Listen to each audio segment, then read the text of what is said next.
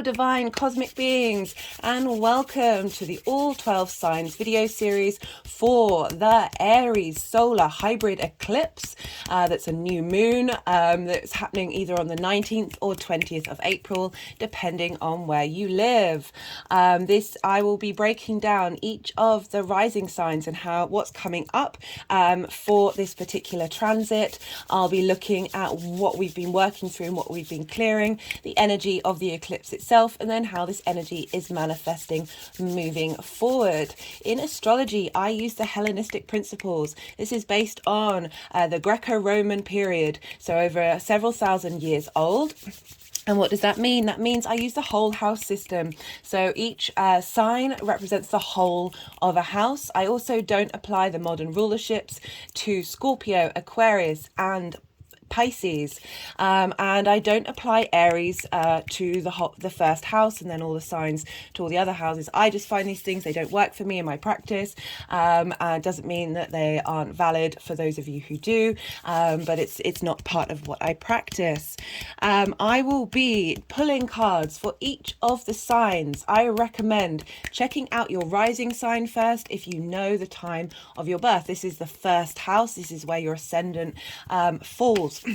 The astrology and the houses that I'll be talking about in relation to this Aries lunation will be relevant to the rising sign and where it shows up. However, I really recommend checking out your sun and your moon, as well as we have all the signs in our natal chart. So when you do that, look to where that sign that you're clocking into falls in your chart. Look to the house that it falls in and the themes of that house, and just apply those themes to the messages that come through. They are still valid and can apply. Take what resonates and leave what doesn't. Sometimes there are very personal messages that come through that might not apply to you. It doesn't invalidate the rest of the reading. So I work with tarot and I focus on the inner work. And same with the astrology, that the more that we do the inner work and understand ourselves and question and really go into the depths of who we are, the more that changes our vibrational frequency, and then that ripples out in our surroundings and to the collective. And this means that you may then start, because you've been doing the inner work, start drawing in people into your life, work, friendship, all of those other factors that could come up in the tarot. You draw those things into your life that match your vibration frequency, which is why if cards come up that might suggest more love relationships, I will mention it, but I will prioritize the inner love, the inner work, the things that we need to do for ourselves, taking responsibility for our inner space. And therefore it's so important to me, the inner work, because the more that we all do the inner work, the more that we integrate and create strong foundations, and that's the frequency we're putting out into the world, the more that's then accessible to the collective, and so you're not just working on yourself, we're working as a whole. Everything is connected. So when I am, I always forget to do the introduction. So my name's Chloe and this is all the cards on the table. Welcome. I like to do these videos to pay it forward of everything that I learned with astrology and tarot, and the channeling that I do helped me understand not only myself, but the people around me and the world itself. And I really want to pay it forward, which is why I do this channel. And so I bring all these modalities together of tarot, astrology, and I channel energies through my body. As you can see, my hands are moving around right now. This is independent of my conscious thought, and this is the one of the ways that I channel.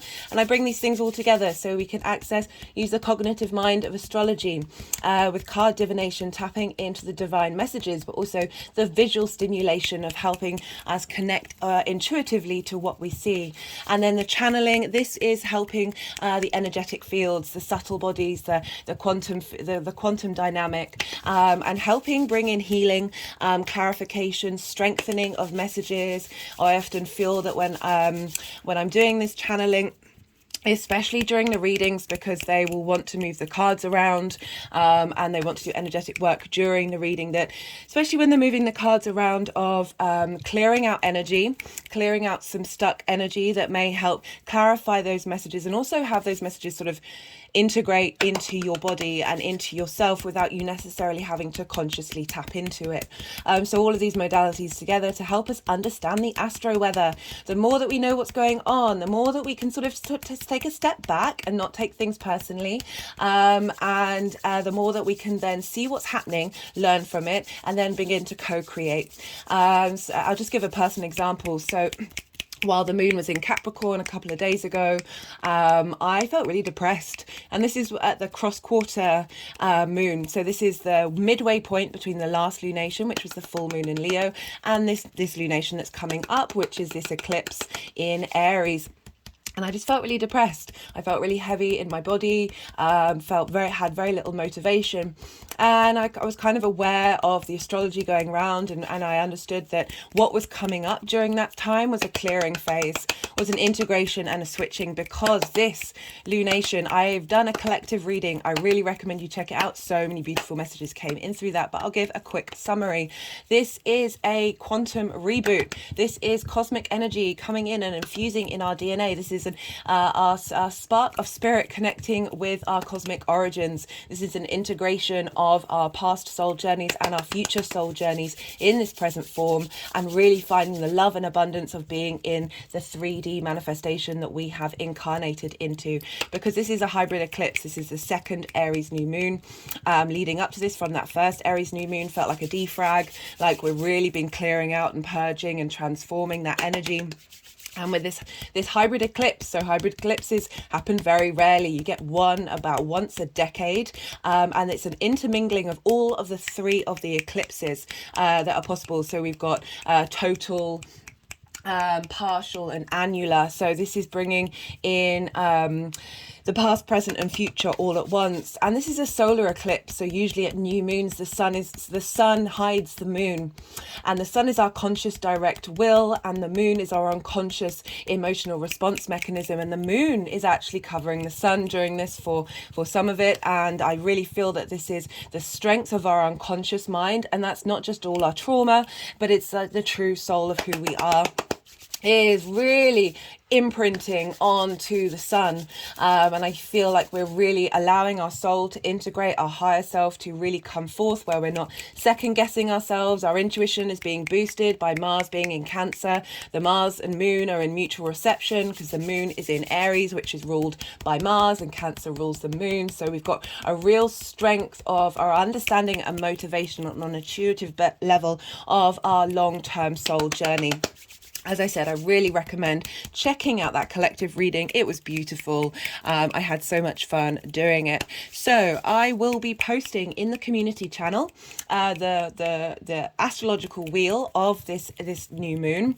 So you can click on that and look at that, and maybe go back to the collective reading and see how everything's working together, help you get a more visual understanding of what the astro weather is looking like. Yeah, I do regular posts on the community channel. They're crossover posts from my Instagram account, and I usually just sort of sum up the general energy, and it just brings a bit of clarity, brings everything together. So I recommend checking those out. And I just want to say thank you to everybody. I really appreciate the energy transfer. I appreciate you spending time here with me. It means a lot to me. It really does.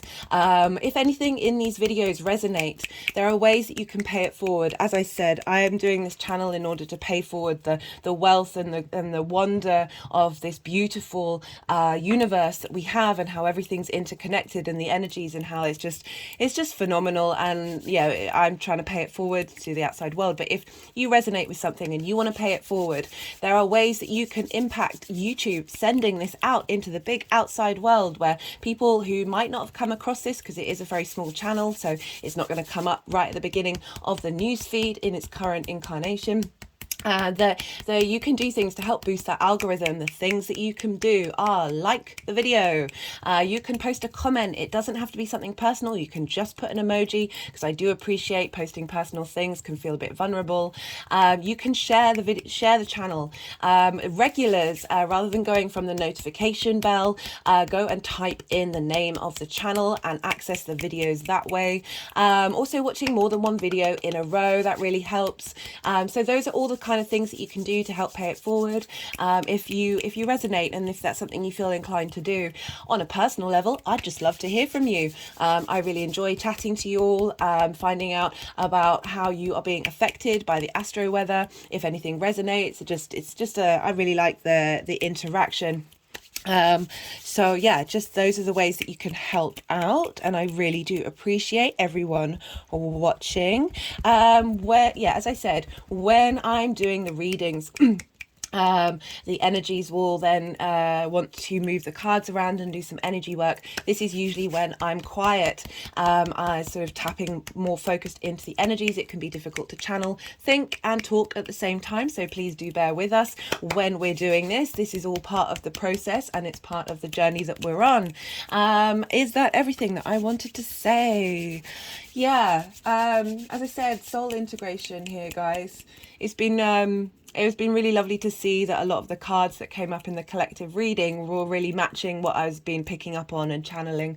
Very excited to see how this energy manifests. I know these things can take time. Eclipses can take a while. We're starting this new Aries and Libra eclipse cycle, even though the nodes are still in Taurus and Scorpio, which makes this even more phenomenal, because Aries is cardinal energy, wants to start things, leadership, instigate, and Taurus is fixed, so fixed energy maintains and continues on what the cardinal energy started. So we've got this powerful cardinal energy in Aries, and the nodes, especially the north node, it's because it's conjunct the north node of where we're headed, what we're striving for, what we want to embody, bringing spirit and matter together, is in fixed. So what we're doing is really integrating in our body for the long term, this spark, this inspiration, this passionate fire energy, this very potent I am, knowing who you are on a soul level and having that integrated. So I'm going to leave it at that. I'm hoping I'm going to get through the first 6 zodiac signs. So this is going to be Aries, and then I always work backwards through the wheel, but it may be that, depending on how long the video goes on for, it may be broken up into a 3-part cycle. So I will be starting with Aries. So thank you so much for viewing. I really appreciate, and I hope you enjoy the reading. Aries rising. How you doing, Aries? So as I said in the introduction, if you're just checking into the Aries energy in your chart, look to where Aries falls, the house that it falls in, and the themes that that house has, and apply these messages to those themes. So Aries, the Aries rising. Before I say that, I really recommend checking out the collective reading. This is where like the general themes of this lunation are going to come up, and then watch that and then apply what the messages come in to what's going on in the tarot. So Aries rising, you've got this big, beautiful hybrid eclipse happening in your first house. So this is happening at 29 degrees and 50 minutes. So it's right at the end of your Aries energy. Very, very potent. In the house of self, in the house of how you embody your sun or your moon in your, whoa, these are just flipping out, in your actions and your deeds. Do bear with me. And this is often your body, your appearance, how other people see you. So I talked a lot about in the collective reading how this is like a soul integration time. And to have this in your first house, your house, this is so potent. You've had so much beautiful energy moving through your sign, really helping you level up the wisdom and abundance that Jupiter's bringing. The sun's been shining a light on your sense of vitality in your body. You've had Chiron moving through there, understanding the wounds of self. And where you using that energy in order to turn it into magic. So having this eclipse, with eclipses, I say in the collective reading, that that it might not necessarily be a good idea. Usually with new moons we set new intentions, but it's up to you. Work out what's intuitively right for you. But eclipses are very big energy. They mark new beginnings, big endings, culminations, or new beginnings, culminations, big endings that I can also see, like, with each, even if it's a new moon, it's still an ending of something, a culmination of something, and starting a new journey.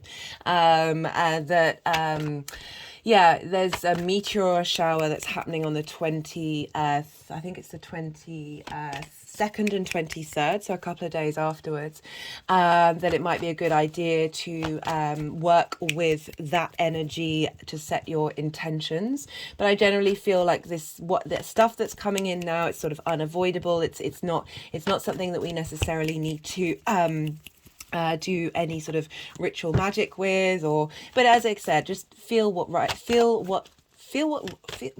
right for you on a personal level. It's just because the eclipse energies are very powerful, and you're messing around with things that are very, very intense and very powerful. And in the way that I use my manifestation energy, I don't necessarily put boundaries around things, because I find that the universe can come in and often top trumps any of the limiting ideas that I have.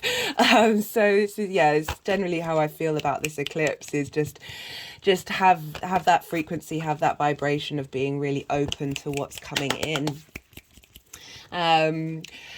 So what that might mean for you, well, the messages that came through in that collective reading are going to be really prominent for you, Aries, because this is the house of self. This is a real bringing together, a new start at the end of Aries. So all of that wisdom and knowledge and compound Aries energy is feeding into you, into your how you embody yourself, the actions that you take, the things that you do. And what really matters to you, what really matters to your soul, and also giving a real sense of new beginning in your appearance and your body. So this big integration, big, and affecting how others may see you as well in the long term. Like maybe with that Chiron energy, you've been really working about whether you've been seen, whether your actions are being validated and recognized. And this eclipse is setting off that cycle, because we're going to have the nodes moving into your sign. You're going to have the North Node. The North Node is what we're striving for. It's where we're headed. It can exaggerate the energy that it's around. So if you've got anything in Aries, it's going to make that big. You're going to want to really strive for that and incorporate that into your life. Sometimes it feels like it's just a bit out of reach, but you're really focusing on you and how you embody yourself, with the North Node being there and the South Node being in Libra, which for you is in your 7th house of one-to-one relationships, of really refining and purifying that. The North Node wants to bring matter and spirit together. It's the head of the dragon. It can be very hungry and very, as I said, just really intensifies that sense of self. So I love that we've got this hybrid eclipse before the nodes move into there in July. So you're really going to get an understanding of what this eclipse cycle is all about. And what's really what I like most about this is the fact that Jupiter's still there and will be there until the 16th of May. So whatever's going on will activate that eclipse point right at the beginning, right at the end of its journey in Aries, to really help bring wisdom, cohesion and understanding to everything that's coming about. Eclipses can take a while. It can maybe take 6 months for this to integrate, but we'll see what happens. It's all going to be very personal. That was just the eight of wands there. So we've got two eights. There's been a lot of duplicate numbers come through. So I'm doing 3 piles here. The first pile is sort of the energy leading up to this, what we've been working on. The middle pile is the eclipse itself, and then we've got the third pile of the energies moving forward. But because we're dealing with Aries, we want to look to where Mars is, because whatever's going on with Mars is having an impact with this lunation. And you've got Mars in Cancer.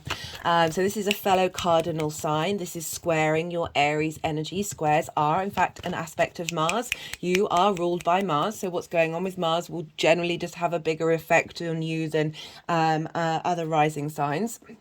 And Mars, as I said, is a square energy, is ruled by Mars. So we've got a lot of Mars here. We've got a lot of Mars and a lot of the moon, because we've also got that Cancer. So they're in mutual reception. So the moon and Mars are really talking to one another. And this is squaring your energy, and squares can bring about conflict, drama, and frustration. But it's also friction. Squares are one of the most powerful manifestation aspects in the chart, for bringing things into this 3D linear time frame. So Mars represents our motivation, our drive, our instinctive responses to get up and go. And you've got this in the 4th house. So the 4th house is your roots and your foundations. It's linked into the ancestors, to your parents, your lineage, the home, the roof over your head, your home, your inner world, the things you do in your private life. And so you've got Mars moving there through a while, you know, with Mars being in the 4th house, and we're dealing with soul contracts here and soul clearing. There's been a lot of karmic clearing going on, and this soul integration, the fact that this is in your, Mars is in your 4th house of ancestors and lineage, that we're dealing with not only our past lives, but our ancestors, and all of that combined, bringing in the galactic and the 3D. So the actions that you're taking are helping clearing the lines, clearing the stuck energy of your ancestors to free you to be yourself, breaking those soul contracts, breaking that blood, those blood contracts, those blood spells, we hold the weight of our lineage on us, of things that may have not come to fruition, and pain and frustration. We have all of this within us. This is why I love the human being. We have the capacity of transmuting this energy and healing this body. We are master magicians and master healers. And the more that we're waking up to that, the more powerful that we get into our own autonomy, which the world is really trying to suppress, because I kind of feel like they know the score, and they're worried and they're fearful of the strengths. You know, the Temple card came up, and this was about you, your body, yourself, your soul, your mind, your heart, your physical body. It is a temple. It is a temple to be honored. And with Mars in Cancer, and that roots, that foundations of, but also the moon, it's ruled by the moon, and the moon is that intuitive space. Again, connecting to that emotional body, how we feel about things, what motivates and drives us on an instinctive level to take action. So really getting into harmony, the power of your Aries energy, and that Mars, you know, like really getting them on the same page to create magic and to bring things into fruition. So this might mean that during this lunation, it might be good for you to spend time in your home, and working out what feels good in your home, sitting, allowing to see what energies come up during this time, what actions you take just on an instinctive basis, that might give you clues about this integration and the understanding of this hybrid eclipse. So we've got a lot of cards here. So the energies are now going to do their thing.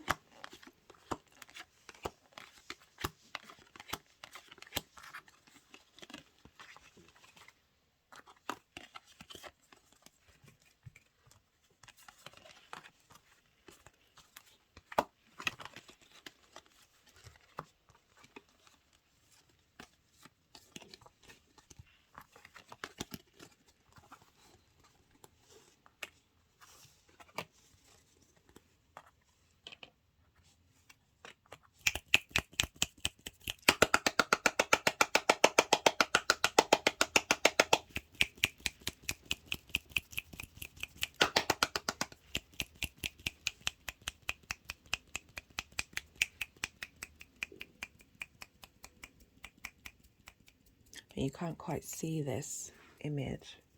Just move that out of the way. So you can see there this sort of soul being, like the blue of that, the bringing up from the unconscious space. As I said, not only where we hold our trauma, our collective trauma, our ancestral trauma, our past life trauma, but the essence of our soul at its root, and being able to bring this all together and free this energy up and block this energy.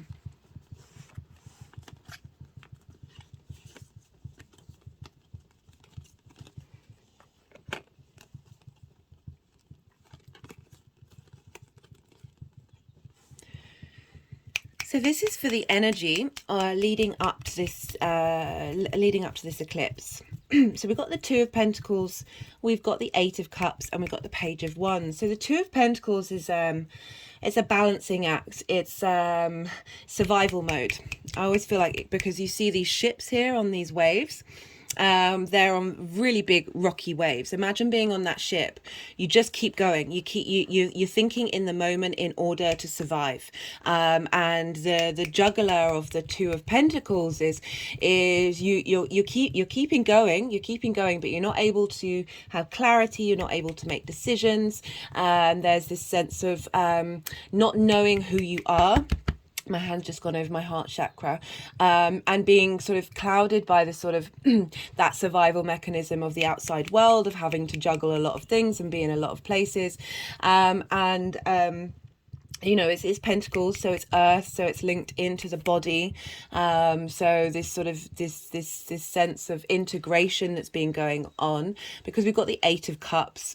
You know, you've had a lot of stuff in Aries. I mean, we all have, but this is about leaving something comfortable. This survival space of this balancing act that you've had to do. You know, this is, even though the cups are upright, I always link this into habits that we've got that feel comfortable, that are sort of, you know, the things that we learned when we were very young, that get mimicked out in the outside world, and it becomes sort of our love language to ourselves, our emotional space of you know, those creature comforts, those habits that don't necessarily serve us, because the Eight of Cups is very much, you know, very funny, we've got an eclipse here. The Eight of Cups implies going on a journey to get a higher perspective, a higher understanding of who you are and what really matters to you. And so I'm not surprised. So, you know, we've all been doing this Aries energy for a while now, but for the sense of self, this leaving, this how you embody things, of this balancing act, this juggling, a very frenetic energy, very go, but not necessarily actually getting anywhere. There's a real sense of direction here with this card. And then we've got the Page of Wands. So pages are very curious. They're very useful energy. This is wands. This is you. This is fire energy of heralding in a new way of working with your inner fire, of seeing a new way of dealing with things that has been bubbling up. Like before eclipses, we get signals and signs about what this eclipse means. So getting this burst come through, this energy of the Page of Wands, of your creativity, this sense of wanting to go on an adventure with the Page of Wands. So there's this need for movement, there's this need for change, and the change is coming pretty quickly, guys. So we've got the Eight of Wands and the Temperance card. So the Eight of Wands is one of the fastest cards in the deck. So there's change coming in quickly. Just go with it. Just go with it. That new journey, the journey that you're wanting to go on, that new sense of adventure, that creativity, that curiosity, that looking at things with those youthful eyes, youthful vitality is coming through very quickly, because we've got the Temperance card, and this is alchemy. This is magic. This is finessing every part of who you are, finessing every part of who you are. That you know, as I said, we've been going through this energy quite a lot, of really getting. It's interesting. So the page is looking to the top of the wands, of feeling like there's a sense of completion that's heading in your direction, because you've been doing the work, because you've been, you know, doing, you know, pages are also apprentices. So you've been bringing in that energy of starting that new journey in terms of tending to your spiritual flame. That the Temperance is that alchemization of every part of who you are and bringing it all together, understanding all those parts of who you are. Okay, so the Page of Wands heralds in messages so I'm getting with what was just coming through, of a clarity and understanding of what it is that is really at the peak of you, or the point of you. because it really does keep focusing on the point of that wand, like the direction that you want to be headed in. So we've got the Temperance, as I said, this is alchemy. If you look here, the water's flowing upwards into the cup. So it's really implying that this cultivation of self, this embodiment of your actions, is creating magic, is creating this new dimension of moving into this harmonized space, rather than the Two of Pentacles, where there's a balance, but it's not harmonized. The energy isn't of harmony. And we've got 3 major arcana coming up for where this energy is headed. We've got the World card, which is a Saturn card. This can be about completion, but it's about knowing yourself. So it's the end of the major arcana. The Fool has gone on its journey. I talk a lot with Aries about the hero's journey and how it's linked into the Fool's journey. That you're now, you've understood the lay of the land. You've that temperance energy of finessing things has helped you understand and know yourself. So Saturn can be linked into boundaries, but it's also long-term integrity and authority. And the more that we walk in that space, the less boundaries that we need, the less boundaries of the world come up and get in our way. We are sort of moving in divine. You're moving in your divine formation of that completion, and then there's fixity, because we've got all the fixed signs around here, because we're dealing with the nodes being in Taurus and Scorpio, of this sense of knowing yourself on a deep spiritual, multi-dimensional, multifaceted, multi-lived, all of the things that I talk about in the collective reading. There's this real, it's solid, it's complete within you.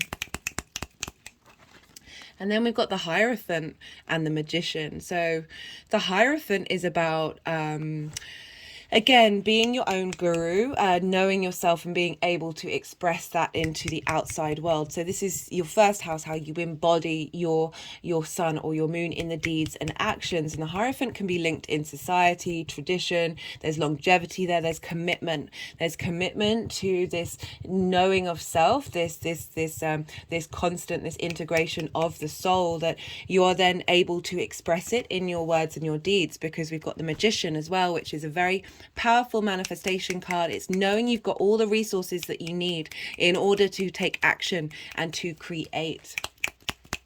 So really powerful stuff to come through for the first house. Yeah, wow, that's there's a lot going on there. I'm going to pull some clarification cards to see what wants to come through. This may be messages that were missed in the tarot, or confirmation of those messages, or just little jigsaw pieces. Yeah, the Magician. So that's essentially the energy saying this is, you know, major arcana is very set in stone as well, generally anyway, compared to minor arcana. And to get the Magician twice is that spark, right? So with fire signs, you know, your intuition is instinctive. Like, it's the thing that you're motivated to do, the thing you're motivated to take action on. And so we've got creativity, illusion, and power, but this performance, this ability to enact the power and and vitality of yourself. I do like that page with that vitality of the body. You like that sense of youthful expression in the way that you move, and the way that you look, and the way that you feel. Okay, my hands just got over my heart chakra. So that's really beautiful. Can you see that? Let's see what else wants to come through. So we're going to do, this is the Oracle of the Rising Sun. I put all the decks in the description box if any of these take your fancy.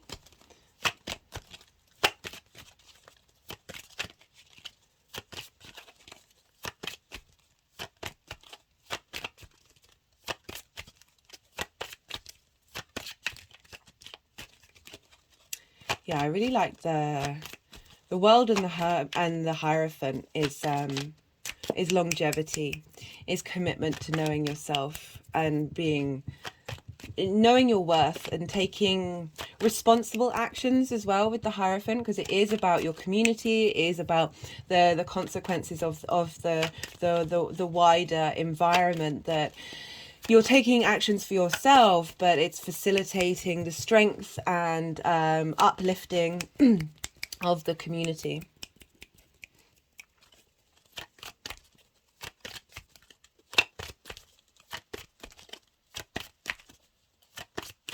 Yeah, and with that Page of Wands, you know, with all of those, got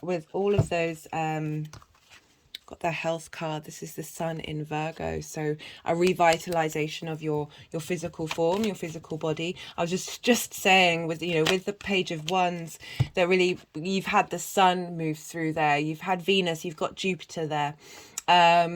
You've had so much like power in your first house of your body, your like, and the vitality of who you are, especially with that Sun.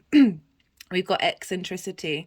Let's see what else wants to come. I mean, it's not surprising with that Magician, like, of being able to with this soul integration of coming up with different ideas and new things, and being able to appreciate your own eccentricity. I mean, you're Aries rising, so that's not surprising that that's your ability to understand yourself and not really be bothered by how the outside world sees you. But I really feel that this is harnessing your unique individual space and being able to cultivate that in actions and deeds. That's so interesting. So this was a card that I saw sort of half come out in the collective reading, yeah, this is the moon in Taurus. This is an exaltation, so the moon's going to move very quickly into Taurus, almost immediately, and that is your house of values. And Jupiter's moving in there soon. So this boost that you're getting in your first house and understanding who you are and integration is going to get a real sense of strength come through with the Jupiter transit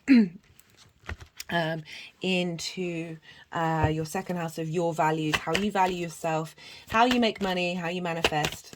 So it's really helping, you know, the moon loves being in Taurus. We've got the node still in Taurus, so it's really bringing that into your body, into your physical form, this integration, this magic.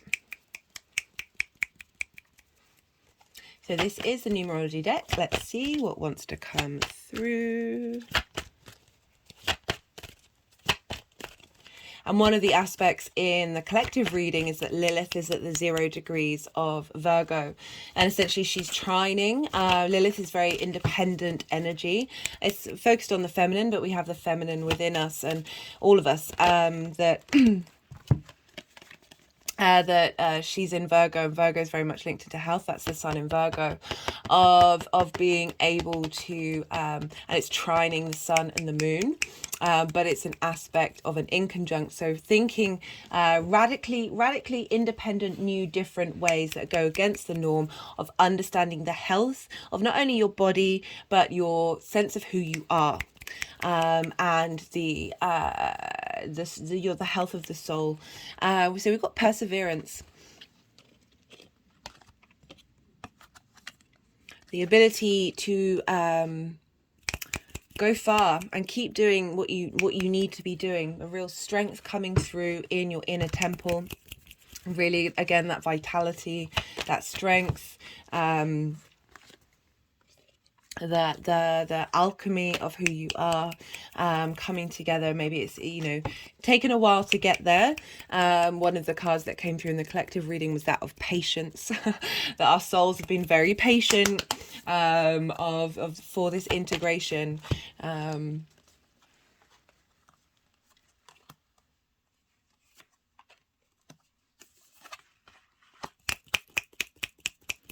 So what's clearing and coming out here is opening up that sense of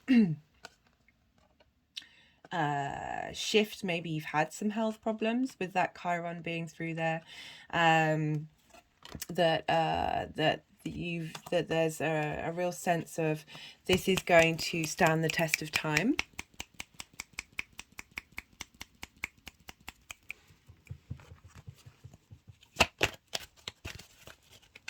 See, oh, I've got effort.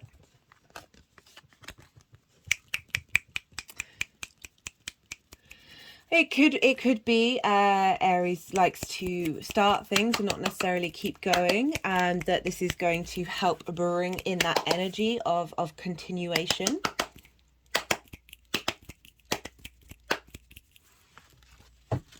That the temple deserves the effort.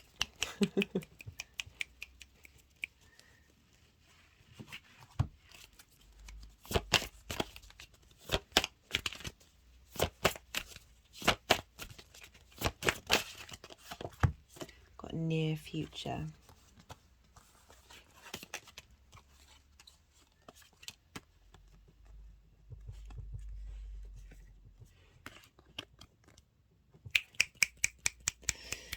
Again, that activation of the moon being in Taurus,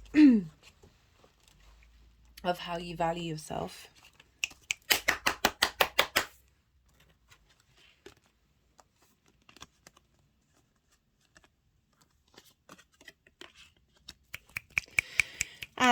Perhaps you've had health problems that have been blocking you, that you've been working through, that are linked into past lives, ancestors, certain issues. This may be a particular message for some of you, that this is getting cleared out. Because you know, with that health card crossing the eccentricity and the alchemy and the magician, it kind of feels like it's a block, what's crossing, and making things a bit difficult. That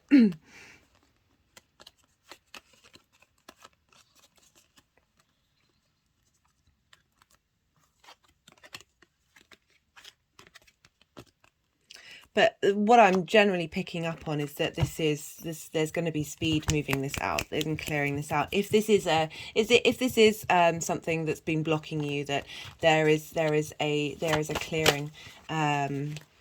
Just got the Star card, so this is about health. It's about healing.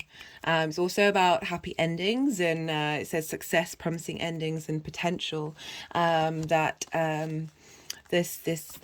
This healing process that you're doing, whether it's conscious or not, is linked into all of what I've been talking about, of the different energies that we hold within our body that aren't necessarily to do with us. That there's been some deep healing happening. We had that conjunction with the sun with Chiron for that Libra full moon. We've just had Jupiter conjunct the sun, and now we've got this eclipse. So you've really been getting stage after stage after stage of clearing out, whether it's on the subtle body or the physical body, any wounds that you may have had, that may have felt like they're never going away. There's a lot of support, that you've been persevering with it. As I said, consciously or not, the stars coming in to help heal, and in strange ways, perhaps, that you're now bringing your body into alignment, and being able to raise up the magic of who you are and your ability to take action, that isn't based off of blocked energy. And again, with Mars being in Cancer in your 4th house of your home, and the intuition of facilitating you harmonizing your intuition in your home, and really, really coming to understand the truth. Because sometimes our intuition can be blocked. Right, okay. So sometimes our intuition can be blocked, whether that's through physical trauma-based things, so health. You know, Virgo is ruled by Mercury, so very much linked into the mind, and the things people say to us. As I said, past life contracts, parents, lineage, that... Okay, so we've got the world again. So we've got two doubles. We've got two magicians and 2 worlds, and this is renewal, which I really like. Rebirth, reincarnation, celebration. So there's this rebirthing into your physical form, your sense of longevity, and your ability to know. And just had a big energetic release when it went on that 8 of Wands, which is the sort of main energy of the eclipse, of things shifting, changing, go, go, go, go, go. Wow. Okay. So yeah, overall, like there's there's been so much karmic clearing going on for everybody, that this is shifting a huge space in your energetic field, your physical field, all of it, because it is your first house. This is really intense energy, and getting you into this this ability to take action based on you, and just got creativity come through. And again, that I was just looking at the eccentricity card, thinking about the eccentricity card of bringing in, like, because of the energy of this eclipse, it's a weird one. It's not there's a lot of out of signs aspects, which means that they're not like the traditional ways of looking at things. The nodes are in a different sign, so we've got this energy coming through of really being able to think up of unique, maverick new ways of doing things. The Magician is very much some maverick energy. Do they want any more cards to come through for the final message? For the final message for Aries. Final message for Aries.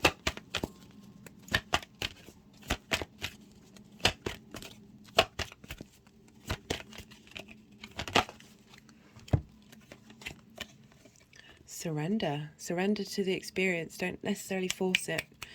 See what happens. Take your time. Take your time. Take your time. Let it.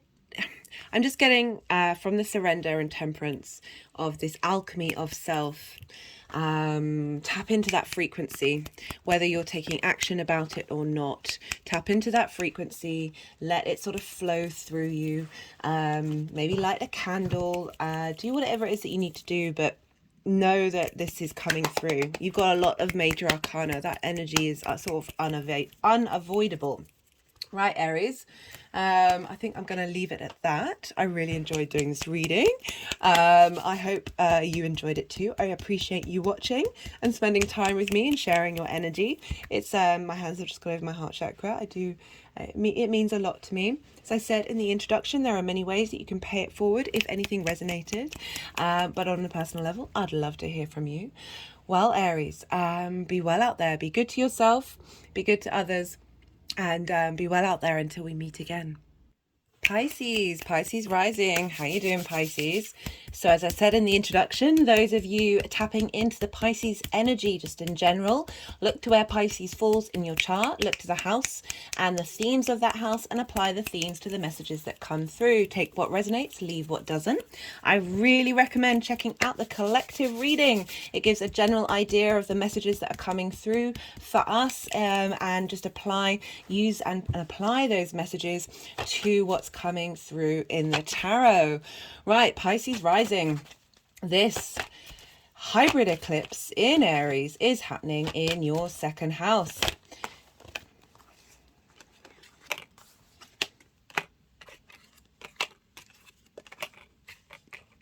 So this is the house of your resources. This is what you value, what you care about. It's also how you value yourself. This is the house of your income and how you manifest. So big hybrid eclipse. We've all had a lot of Aries energy going on for a while now, really leveling up. I've got the stag here that represents Jupiter and helping us cultivate and bring wisdom and cohesion and inspiration to that area of our lives. You've been reassessing with Chiron there, the wounds that you have in terms of your value, as well as having the sun move through there, giving vitality and understanding to your sense of self-worth.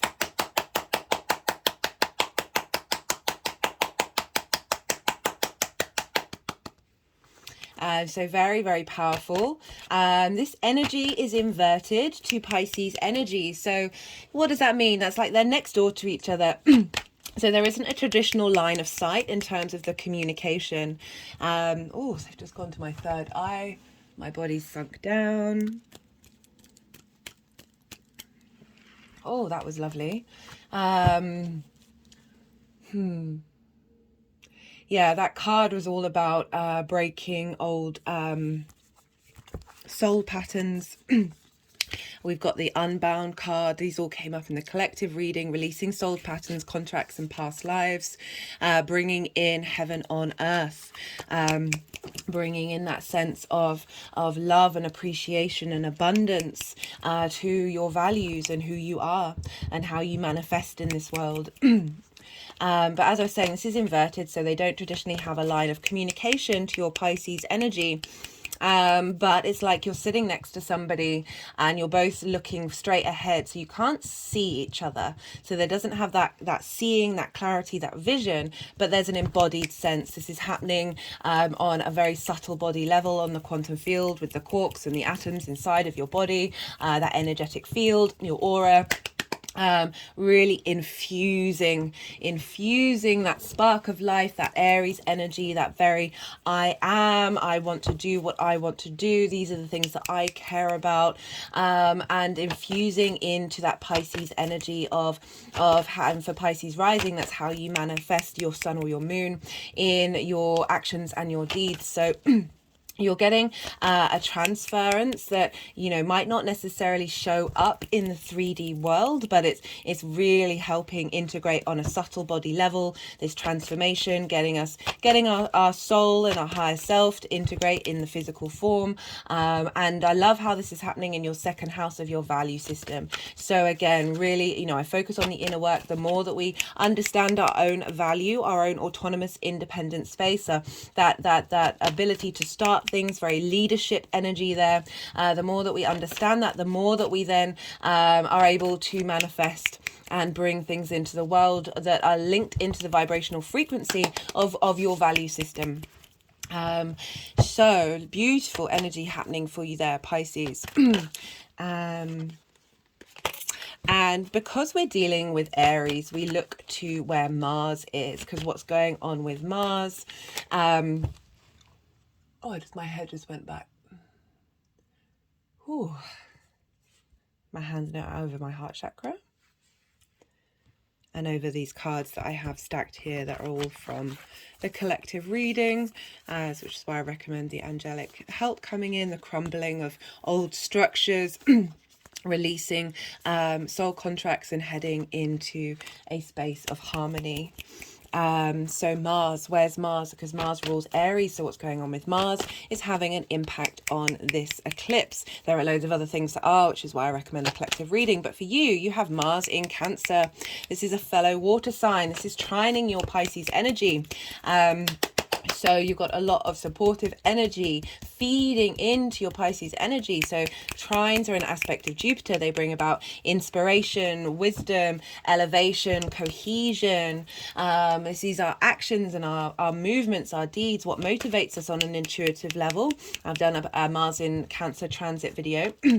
It's all about harnessing our intuition, and you have this in your 5th house of creation energy.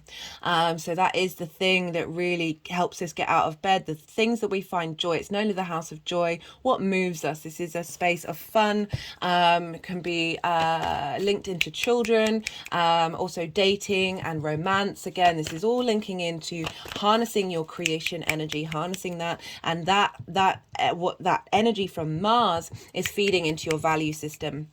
And they're sort of squaring one another. They're not by degree, but there's that energy of cultivation, of bringing things into reality, of that bringing together of your creative spark into your value system, into your resources. You're now able to tap in to that pure essence of your soul, sorry, my body's now shaking, essence of your soul, and that creative energy into how you look at yourself and how you value yourself. You've got Saturn moving through your sign, really helping facilitate this energy of commitment to self, breaking down foundations that don't work, clearing out karmic patterning in who you are and how you embody yourself. So again, that clearing out of that potentially chaotic energy, that not feeling like you're necessarily getting anywhere with your manifestation, conflicting ideas, that chaos energy of getting in the way of understanding your true value. So with Mars in the fifth, what does that mean? Like you're being inspired to take creative action, see what comes up in your instinctive motivations and drive during this time to get clues and understanding about this soul integration that we're going through. Eclipse energy is very heavy energy. It's not necessarily something that I recommend doing intentional work at this time, because you're just dealing with really intense energy, and I find letting the universe, being in a vibrational level of open to this soul integration, and realizing that you are a temple of wonder, of the divine spark manifest in human incarnation, that just holding on to that energy in that space and just seeing what happens, seeing what comes up. Also, there's a asteroid shower happening from it's the Lyrian meteor shower that's coming from the Lyra constellation, and the maiden star there is Vega. Really supportive energy coming through. That's happening on the 22nd and 23rd of April, so that might be a time to see what comes up during the eclipse. And then, because the moon's now moved out of that sign, so we tend to not do the manifestation work while the moon is still in the same sign of the eclipse energy, but that the moon is moving very quickly into Taurus, that maybe being more conscious about things during the weekend when the meteorites is happening. Stars come through. Just had an energetic release. They're now over those other cards.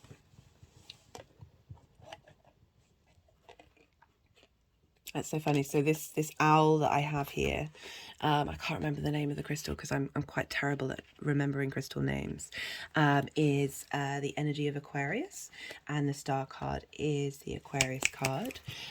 You have Aquarius in your 12th house. This is your hidden house. We're also dealing with a square to Pluto.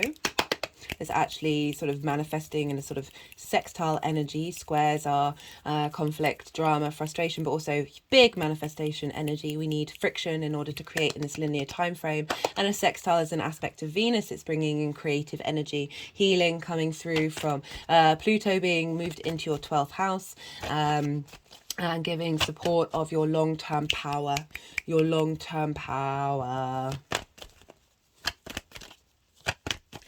Right, I'm going to shuffle a little bit longer.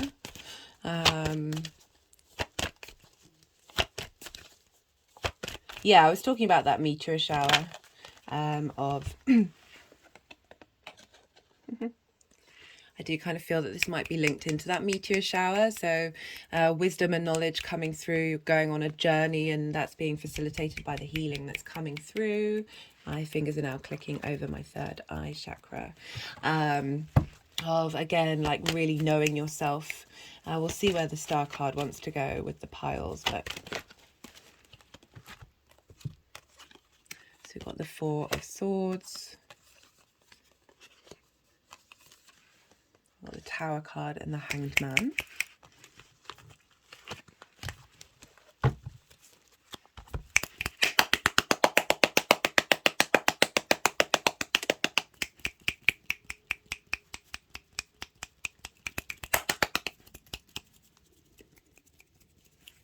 This Temple card, these cards were all in the collective reading, and very much this understanding of all the experiences that you've gone through, and showing love and compassion and realizing where you're at, and that you're, through showing that love and abundance to the good, the bad and the ugly, you are honoring the fact that the universe is made up of light and dark and gray, and that you are a temple, and you're honoring your experience, whether that's impacted on your value system, and realize the journey that you've been on and how important that is to being in this space of wonder of the human experience.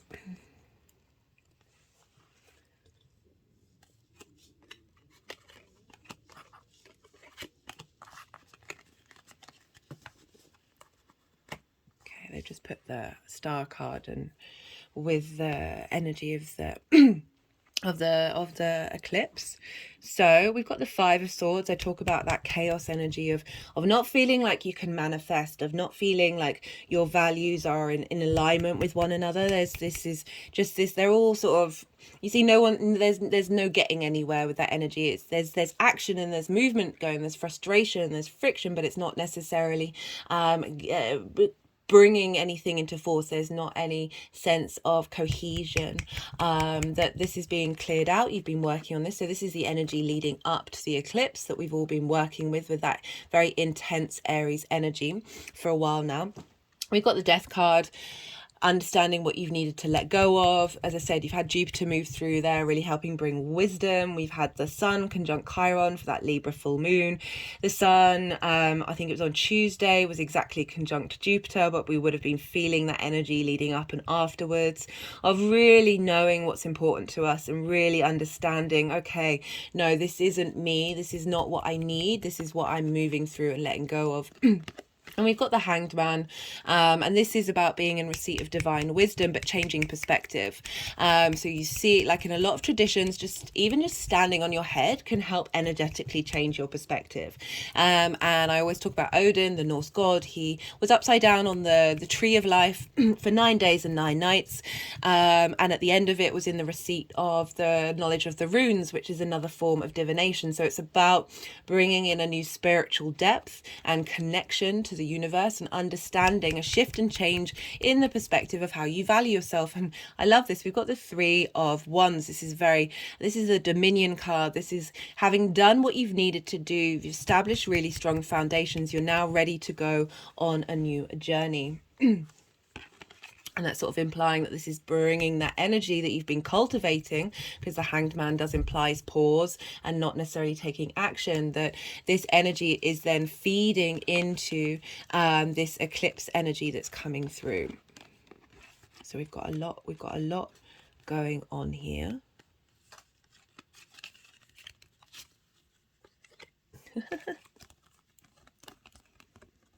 So we've got 3 major arcana and the Four of Swords. So, I was talking about not necessarily taking action during the eclipse. The Four of Swords is very much about rest and knowing you're being held. However, I'll go back to the beginning. The Tower card, this is a Mars card. And this is about structures in your life falling down that didn't serve you, that weren't of any benefit. If the Tower isn't... there's discord here in the way that it's been built. It doesn't have strong foundations, and it isn't in alignment with your soul's path. So it may have been this may feel disruptive during this time, but there's very quickly after we've got the Star. So this might be on an unconscious level. Had energetic release, this internal breaking down of ideas of who you are and your value system, because we've got the Star. Again, that I said that was that Aquarius energy, that connection with the square to Pluto of the 12th house of your hidden house. Not only does it hold your hidden trauma, but your hidden soul, and that authentic version of yourself. She is unclothed. She has no masks. She is she's been through a deeply healing process. And this Tower card, the Star card, follows the Tower card in the tarot. And we've got the connection to Earth and the galactic energy coming through of really getting you back to your authentic self again, and knowing that you have the capacity of deep transformational healing, and there's a real sense of hope and dreams coming through, this ability to be open to your own value. We are all third generation stardust, and that the limiting programs that you may have had around that, whether conscious or not, is not only to do with you, but all those other dimensions that I talk about that are being released right now. So one of the main cards that came through was like releasing, this was in the collective reading, releasing soul patterns, contracts, and past lives. That they've helped you be safe, they've helped get you to where you are, but now we're shifting gears. Now we're moving really moving forward. We've got the Four of Swords and the Strength card. So the Four of Swords, I'm getting that feeling because this is about rest. This is about knowing that you're held by something bigger than you, and that you are safe to contemplate. With the eclipse energy, I always say, like, this might not be a good idea to take action. The Four of Swords coming up is very much about being still, being receptive to what's coming through, and not trying to force it, not trying to rush it. We've also got the Strength card, which again is a pause card. It's about bringing things into balance, bringing our intuitive emotional energy with our cognitive higher self, and bringing them into a state of harmony. In the Thoth Tarot, this is called lust, and the more that we are in balance with ourselves, the more that we're able to enjoy the experience of being in this 3D realm. So I really feel that you're harnessing the experiences of this 3D realm with the understanding and the perspectives of your soul's journey, and that with that integration and that strength and that healing and that hope and those dreams all coming together with that Star card of having knocked down old structures, that this internal balance, this strength, this passion for life, this is the Leo card, is really being allowed to blossom and allowed to exist in this 3D form. So we've got the Six of Swords, the Three of Wands, and the Ace, the Knight of Pentacles. The Six of Swords is so you've been in a rocky space, and now you know what you're taking with you. These are the elements of your soul and your soul journey that you're taking with you. You've gotten rid of the things that have been causing the rocky waves. You're protected on this journey to a new space, a new framework, a new way of looking at your value system and how you value yourself, and you're going off to clearer waters, because we do have that Three of Wands that did want to show up. If that's something that you've been working on and working with, of knowing the lay of the land, of starting a new journey. So this is about dominion. This is a very powerful manifestation energy, but they're on a cliff. They have a higher perspective and understanding, and they're able to then allow their ships to go out on an adventure and be bringing things back to you that is harnessing your strengths, again, in terms of that manifestation energy of the more that you know yourself, the more you are in dominion of yourself with the things that really matter, that you're able to bring things into the 3D form, because we've got the Knight of Pentacles. Slow and steady wins the race, very loyal, very dedicated, but Pentacles is linked into the 3D realm. So in terms of how you manifest, this is cultivating the energy of being able to know your worth. The Knight is can defend and attack at the same time. There's a movement with the Knight of Pentacles. Even this is slow and steady. This is implying that what's being laid down here, what foundations are being put down here, are for the long term to help you in the material world.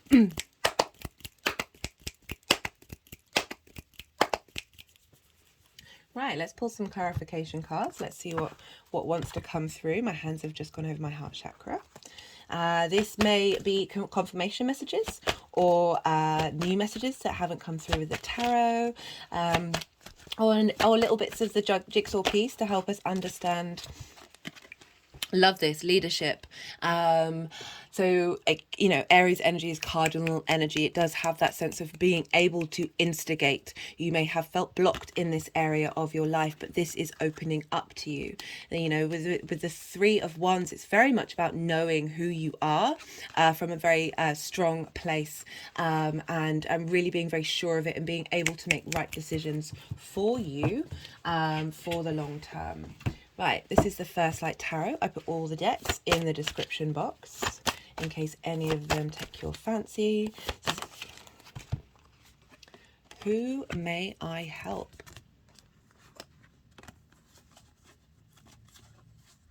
What wants to go there?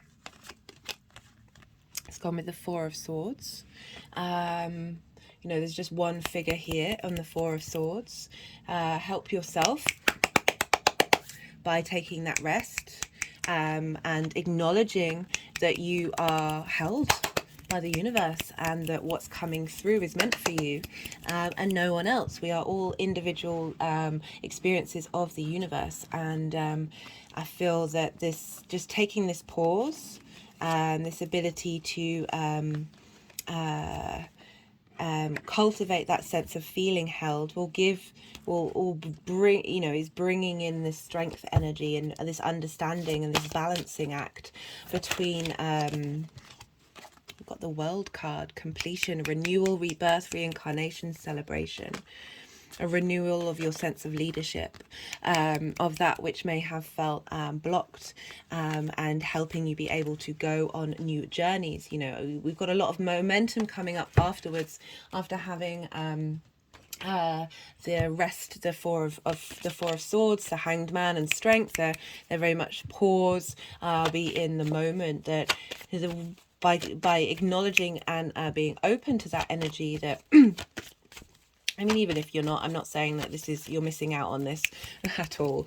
Just seeing what comes up by being in a meditative state can really help us right now. And we've also got Mercury in Taurus, and I've found that sleep has certainly been a time for downloads and integration happening. And particularly because Mercury is going to be conjunct Uranus for the retrograde, that we're going to be doing some deep integration on a in our subconscious. Right, this is the Oracle of the Rising Sun. Let's see what messages want to come through. Got the manipulation card. You know, what I'm sort of picking up on, of the fact that all these different energies from all different soul contracts and all these things, even though we've signed up for it, can feel that it's been blocking us, and it's been manipulating the way that we've been behaving and the way that we see things. And that we've also got the originality card of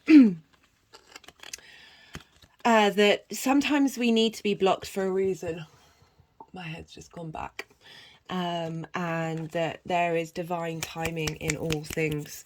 So it's an interesting message to come through for you, Pisces. Let's see what else wants to come up.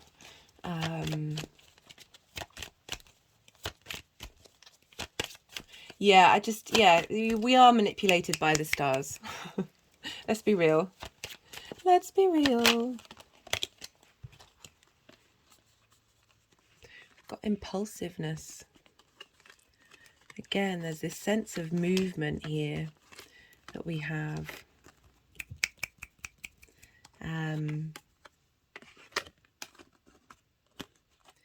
You know, you may have felt heavy. You may have felt held down. There just isn't, things haven't been able to get going. We've got it's a real shift in energy, especially with that Knight of Pentacles going over that manipulation card. I feel like it's saying that that there's now protection coming through to help work through that manipulation. You know, Pisces can suffer from it, being that sense of the boundaries being not as strong. You've got Saturn moving through there, really helping give you structure and being able to ward off this any future manipulation that may have distorted your reality, whether that's on a quantum level, or you know, past lives, or whether that's just people that you meet in your life that may have impacted and manipulated your value system. Oh, my head just went back. Energy to release, and how therefore then how you value yourself. Right, so I'm going to get a final message. Final message for Pisces.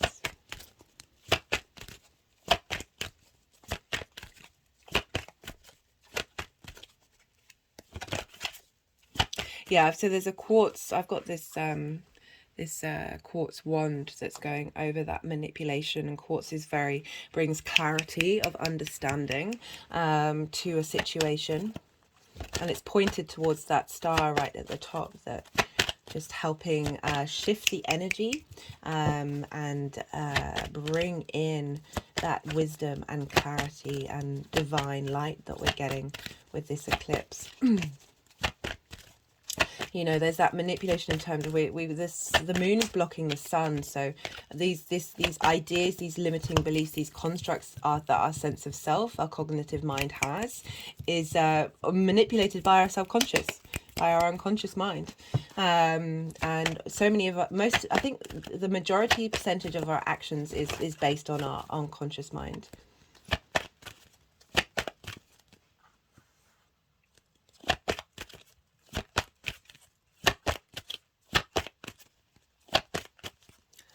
Final message.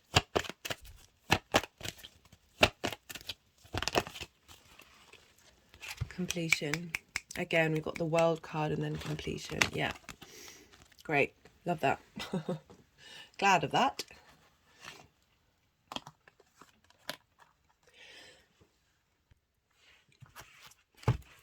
Right, Pisces.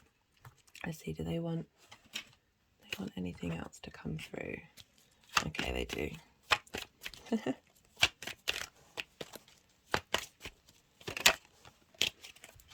Got the Endurance card.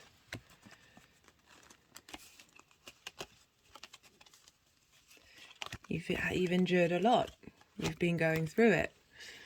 These choppy waters, but it's helped you get to this space of really knowing what it is that you really want and who you really are. And you know, I love the six of swords is about clarity. It's about science. It's that tried and tested. We have to go through things for things to get integrated and really understand that experience. Your soul's gone through so many journeys to get to this space. One of the cards that came up for the collective reading was patience, and it went behind this postcard of the third eye of sort of our soul interacting that.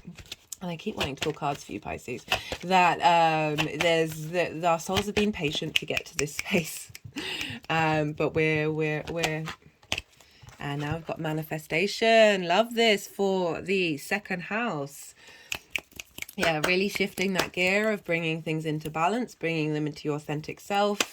I love this for you, Pisces. I really am grateful for you spending time with me and sharing your energy.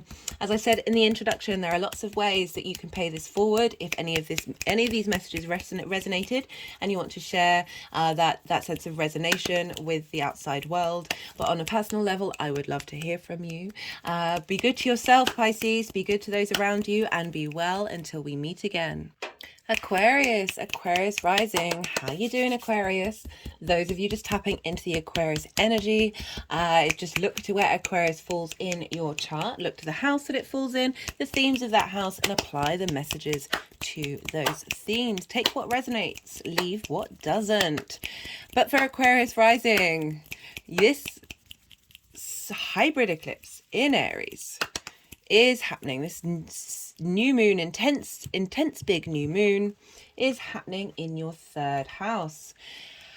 This is the house of communication. This is the house of communities, the things you do on a day-to-day basis. This is the house of the goddess. And so this is where we bring our big picture philosophies into our day-to-day. This is also linked into traveling, not long distance travel, but just travel in your local vicinity or short distance trips. This is starting a new course, starting to learn something new. So very fresh energy, but mostly communication. That's what we'll be focusing on. So you have this hybrid eclipse happening in this house, and Aries energy sextiles Aquarius energy. So a sextile is an aspect of Venus. She wants to bring in harmony. What was that? That was King of Pentacles. We'll see if that comes out again. She wants to bring in harmony, appreciation, value, creativity, connection. There's a sense of beauty, desire, and pleasure to your Aquarius energy. So you've got a very supportive, subtle energy, free-flowing energy between Aries and Aquarius. They're both yang day signs. They like to take action. They're not beholden by gravity. They're a go, go, go. And so what might this mean? A new way of understanding how to communicate from a soul level. The ability to draw in the kind of community and frequencies of interactions of the things you do on a day-to-day basis, more in line with your soul and what it is that you truly need. Though being more at ease with... Does that want to come out? Cups, the Chariot, being more at ease in the things that you do on a day-to-day basis. So this can be writing every day. This can be the things we do around, just the places that we go on a regular basis. It's just having more ease and more understanding about what it is that you want from your day to day. Like, I love the third house. You know, it's, as I said, it's the house of the goddess. It's where we bring meaning, that big picture philosophies and meaning into the things that we do, like doing the washing up or something like that, like really being mindful on a soul level. The more that we integrate that kind of energy of bringing the sacred into our day-to-day, that energy ripples out into the world, like feeling a space of abundance and joy at doing something that might feel a bit humdrum and regular, like just really bringing in such an abundant, beautiful space in that house of facilitating your embodiment of your actions and your deeds, which is your first house, and into how you communicate, like really bringing these two things together, helping you ignite that passion, that spirit, that courageousness, being able to communicate, being able to vocalize yourself, being able to tap into your inner voice, and linked into the fact that Aries is the first sign of the zodiac. It's our first fire sign. It's that spark of spirit. It's that spark of creation energy. And really being able to have a big boost in a house that sort of covers a lot of things. You know, communication isn't just about speaking. It's about body language. It's how we communicate to the things around us, to our surroundings, to the things that we do on a regular basis. Again, it's all about frequency and vibration of what energy, what inspiration, what instinctual responses are we going to have. Being able to get that really more in line with your intuition, because this is an Aries sign. This is the sign of Aries, and it's ruled by Mars. So what's going on with Mars is having an impact with Aries, and Mars is in Cancer, the first water sign. This is how we emotionally connect to things on an individual basis. This is a very personal intuition to ourselves. It's ruled by the moon, which is also very much linked into intuition, our emotional response mechanisms. And so Mars is moving through your 6th house. And this is the house of work, health, and routine. So I really like that this energy of Mars, of helping you understand your motivation and drive to get up in the morning, to go and do the things, do the work. Mars loves being in the 6th house. It's really supported there. Do the work that you need to do, understand your health, understand the routines that you do, is feeding into this very magical house of the goddess space of being able to look at the day-to-day. So those houses are very much interlinked with one another. Look at the day-to-day with this new sense of vitality, with this new inspiration. Yeah, that was, what did I say? The King of Pentacles. Would that come out again?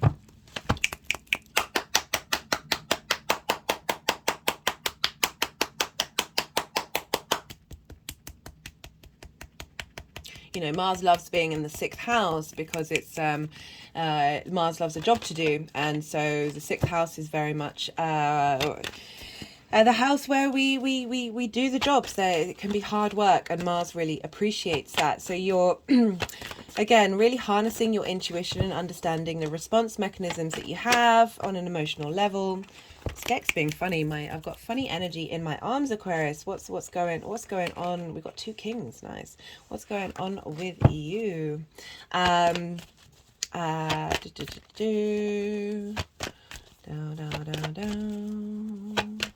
what was I saying? Yeah, Mars really likes being in that house. So cultivating your intuition, what's really important based on nourishing your needs and the needs of others, and being able to communicate that really well. And be very inspired, and just a harmonizing of those blockages that you might have had in your local community, and your ability to communicate, and your drive of the things that you do on a day-to-day basis. You know, a lot of the messages is that we're clearing out a lot of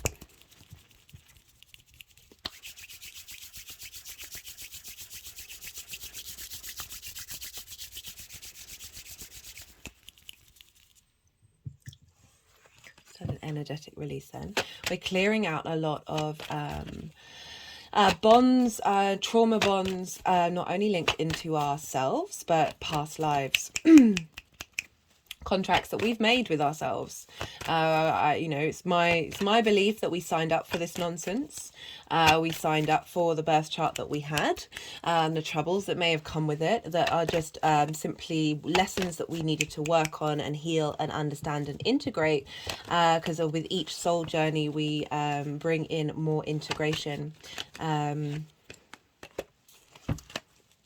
Speaking of integration, temperance. So let's see what else wants to come out. Yeah, the cards been a little resistant for you, Aquarius. The moon is currently in Aquarius right now. So we've got 2 9s.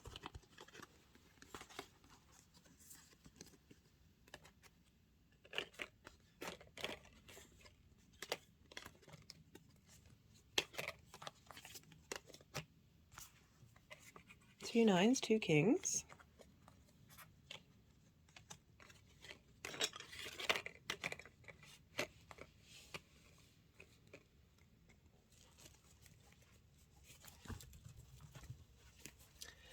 See what else wants to come out for you, Aquarius. Yeah, so eclipses, I don't traditionally it's not wise, it's not being considered wise to do any intentional work around the eclipse. This is because we're dealing with big energy. Eclipses show up quite prominently. The consequences of eclipses really change us, their portals, their gateways, and once we go through that portal, there's just there's an intensity, there's a strength there, and it's sort of like, do you want to put your own limitations around what can come out, or are you open? Are you in that state of abundance and feeling like you trust in the universe to come through and be able to provide exactly what it is that you need? So that being said, there is a meteor shower that's happening on the 22nd at its peak and the 23rd. I just got the Devil card.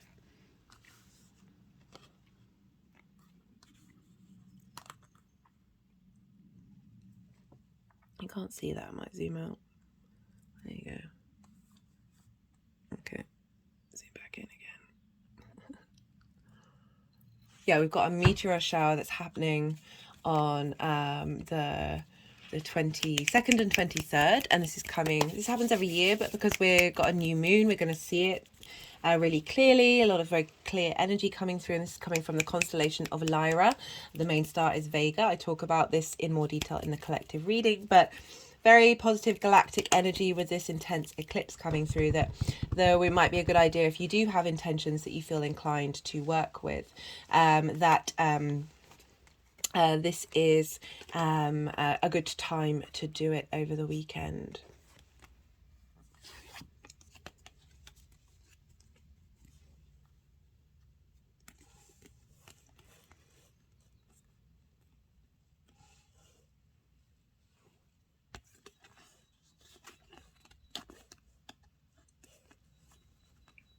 So this is for the energy leading up to the eclipse. What's being cleared out, what you've been working through, what you've been turning over. And we've got the Devil card, we've got the 9 of Wands, and we've got the Page of Wands. So the Devil card is very much linked into stuck energy of feeling like you're limited.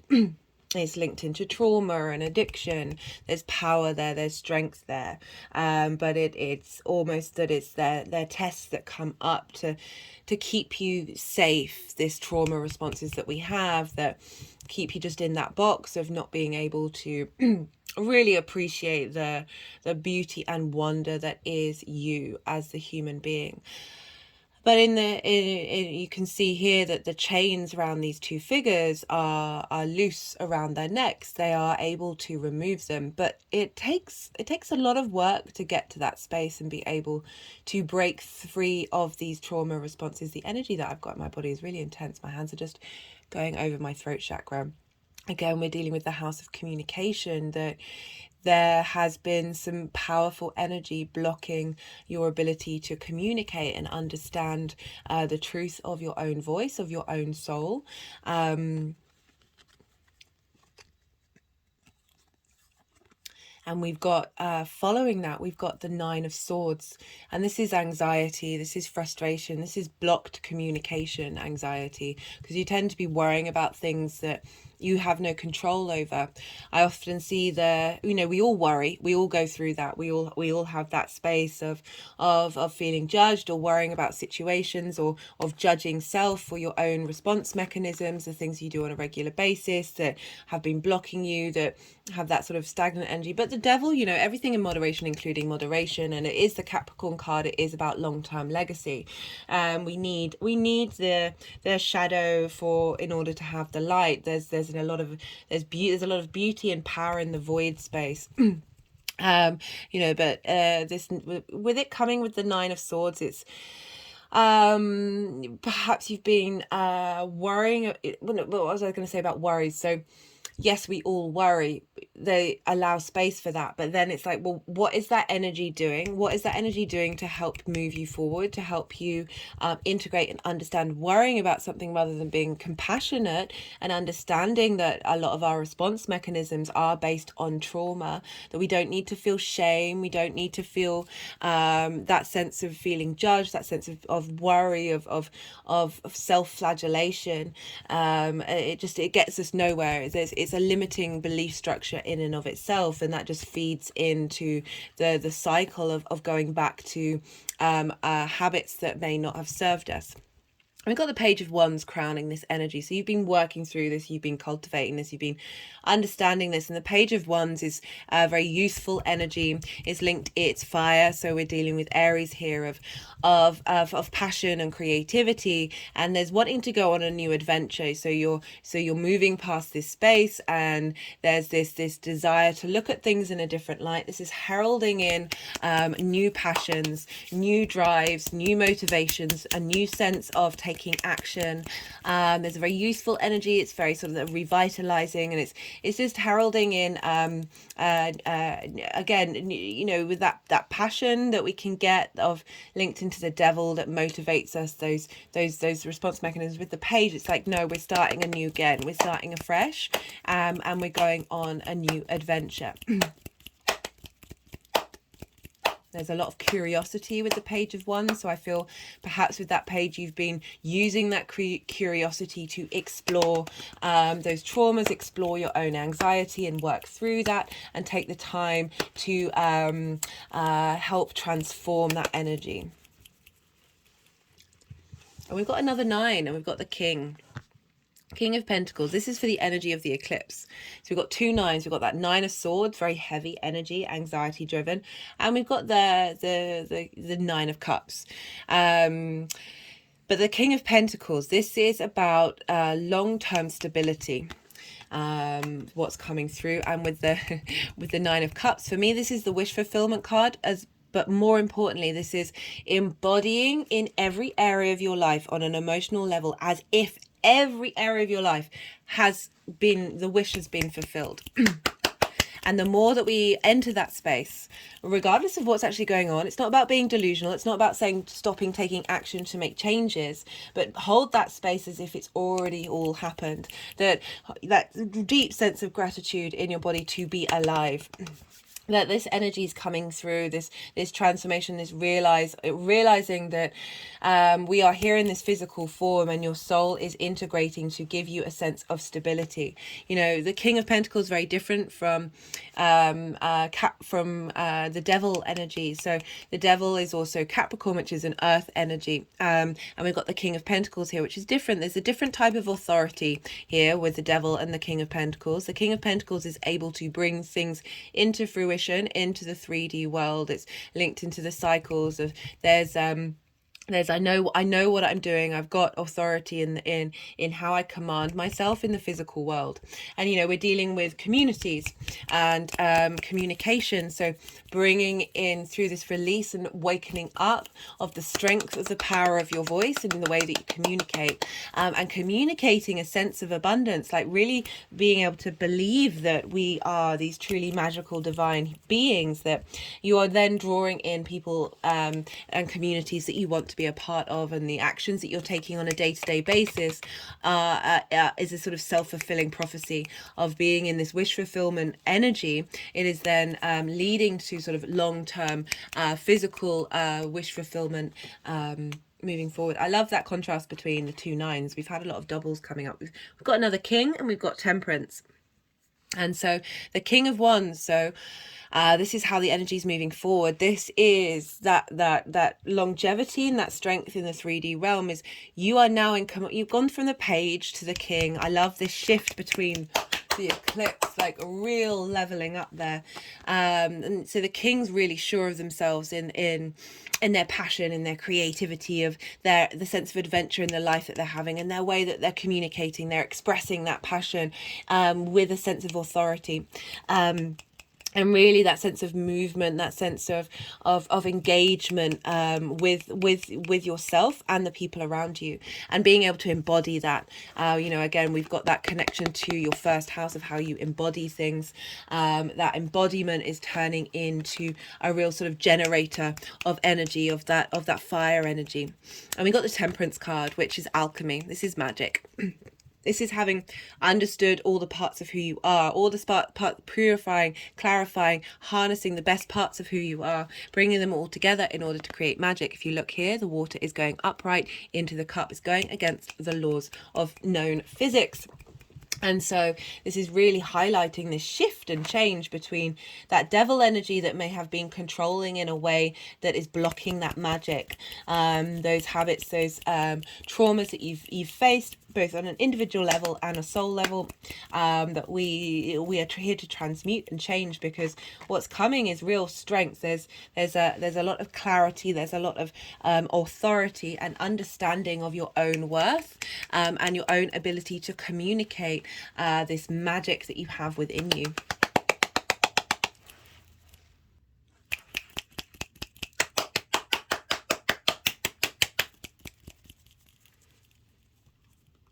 Right, I'm going to pull some clarification cards. These may confirm messages that have come through, or highlight missing messages, or bring in jigsaw pieces to flesh out the messages that have already been revealed to us.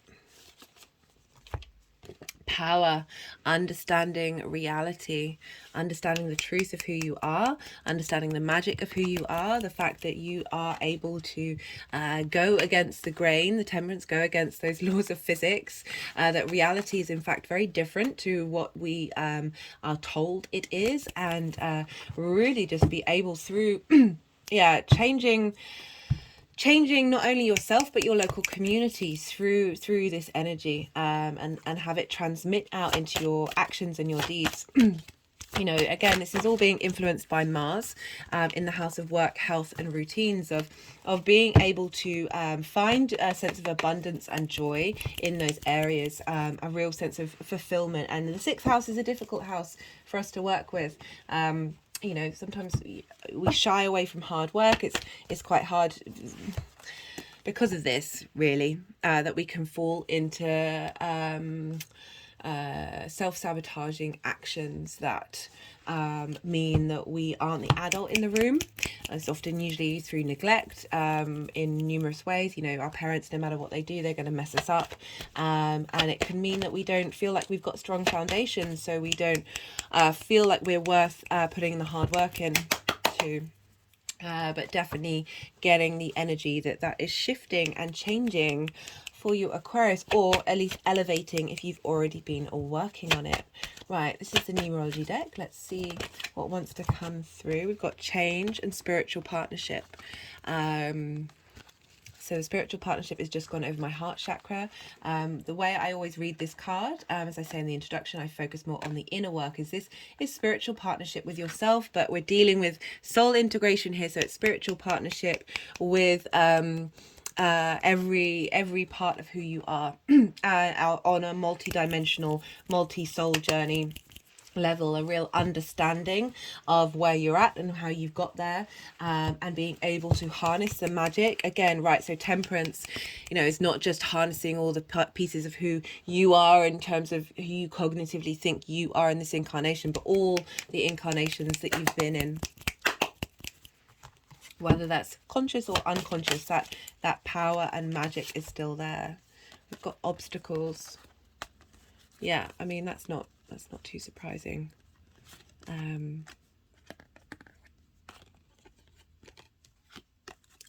Just had an energetic release.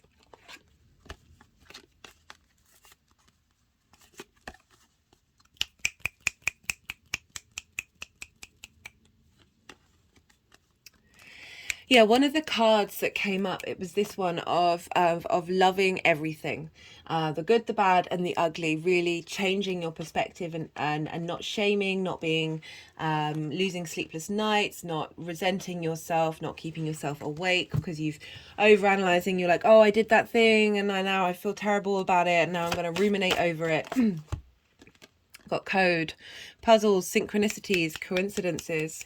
I mean, I feel like this is just the general vibe for the universe right now, that there's going to be a lot of messages, because it is in the house of communication, that things going to come up around this eclipse phase of messages of understanding of where, you know, what it is that the journey that you're on, and the healing that you're doing, and integrating this beautiful energy that's coming through for you, and getting you to be able to embody that, and really appreciate the magic of the universe and your place here on it, by seeing those synchronicities. So what are we doing now? I'm going to pull just a couple more clarification cards. This is the Oracle of the Rising Sun.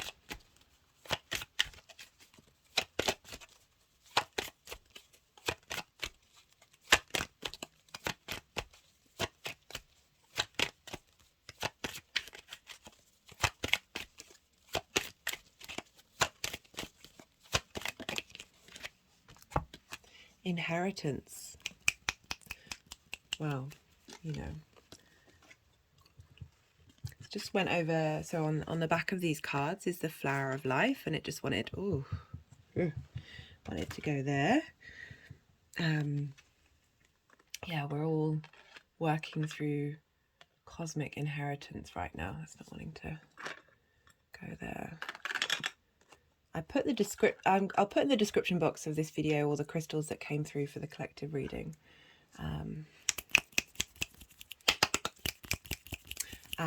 Yeah, that's that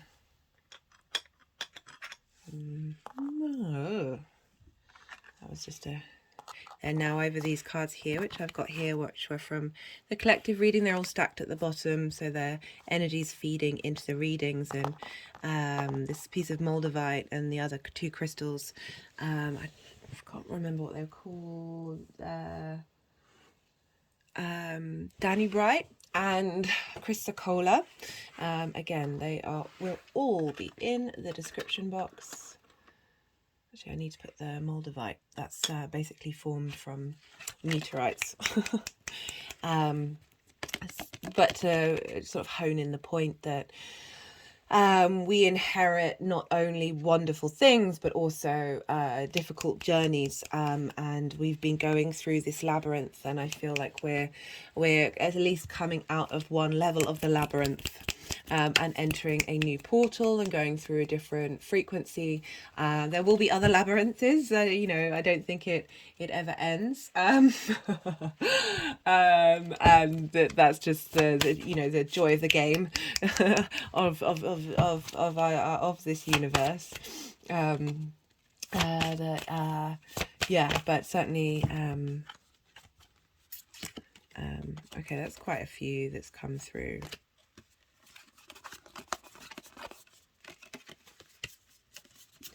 we've got the Judgment card. This was the one that they wanted me to keep holding up. Results, decisions, outlook, finality. So did you get the Death card? No, you got the Devil card. My apologies. But the Devil is, so in order it goes the Devil card, knowing what you need to let go of, the Temperance, alchemizing every part of you, and then the Judgment card is essentially all those parts of you that you've alchemized are leveling up, of raising their frequency and raising their vibration. Yeah, just a sense of of ascension coming through. Love this for you, Aquarius. Your ability to communicate is being alchemized and elevated. And so my finger's just gone over the decisions word. So being able to make decisions that you do on a day-to-day basis that are really in line with your soul and your soul's journey, that are facilitating the temple that is you, the beauty and wonder that it is you to experience the universe in this individual form, that you're in harmony with self. And able to be clear and concise in the inspiration and the motivation and drive that you have to take action in the world, and however that is communicated. All right, Aquarius, I'm going to leave it at that. Be good to yourself, be good to others, and be well until we meet again. Capricorn rising. How are you doing, Capricorn? For those of you just tapping into the Capricorn energy, look to where Capricorn falls in your chart, look to the house that it falls in, the themes of that house, and apply those themes to the messages that come through. Take what resonates, leave what doesn't. But for Capricorn rising, this hybrid eclipse in Aries is happening in your 4th house. So this is squaring your Capricorn energy. This is both cardinal energy, instigating, leadership, taking action, drive, motivation, and it's squaring your Capricorn energy. Squares are an aspect of Mars. They can bring about conflict, friction, and drama, but also very powerful manifestation energy. That brings things into, oh, my head just went back then. Energetic release brings things into the 3D linear world that we are very consciously aware of. So what does that mean? Like, so this is bringing this, your Capricorn energy, but for Capricorn rising, this is how you embody your sense of self in actions and deeds, that your moon or your sun in your actions and your deeds. This is how your body, your appearance, this is your vitality, this is your house, and this is also how other people may see you, and so you have this in the Aries in your 4th house. This is the house of lineage, roots, foundations, parents. It's your home, it's the things that you do in your private space. And it's the root of who you are. So you're getting big transformation energy happening in your private life, in your home, and in with your ancestors. That definitely flipped.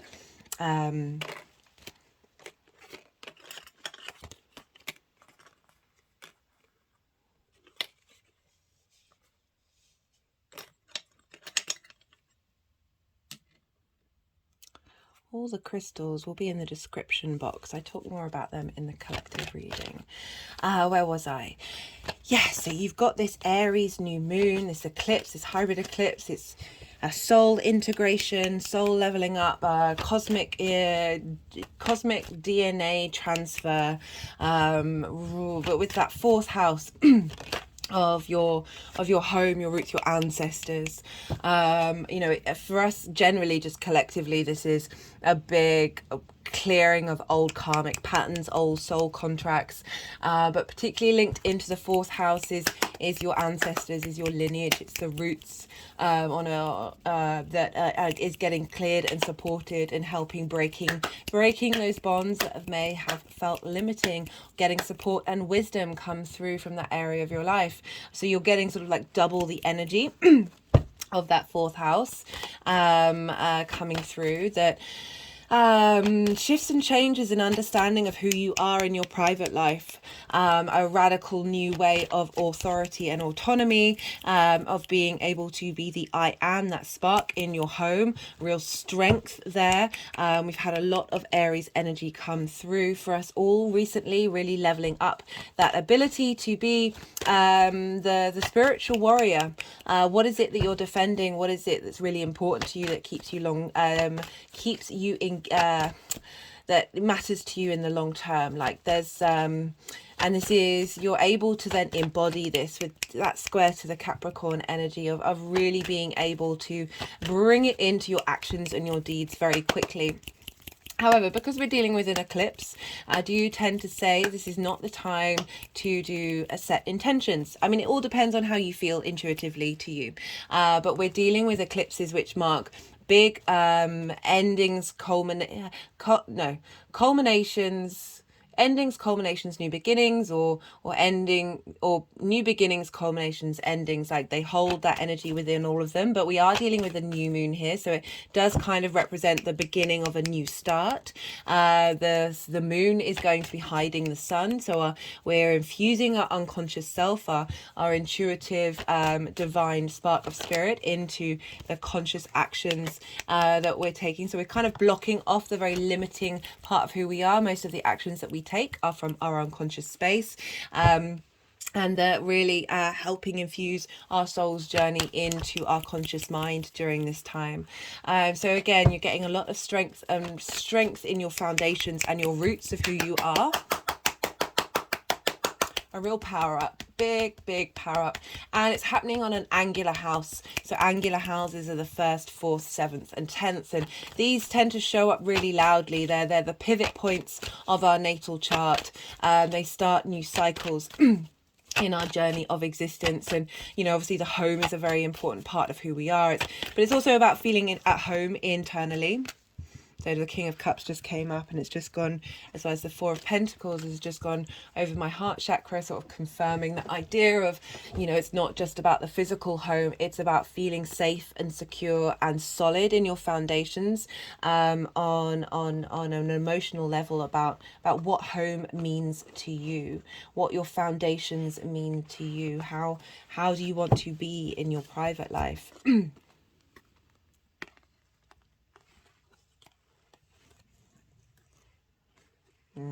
Oh, that was an intense energy.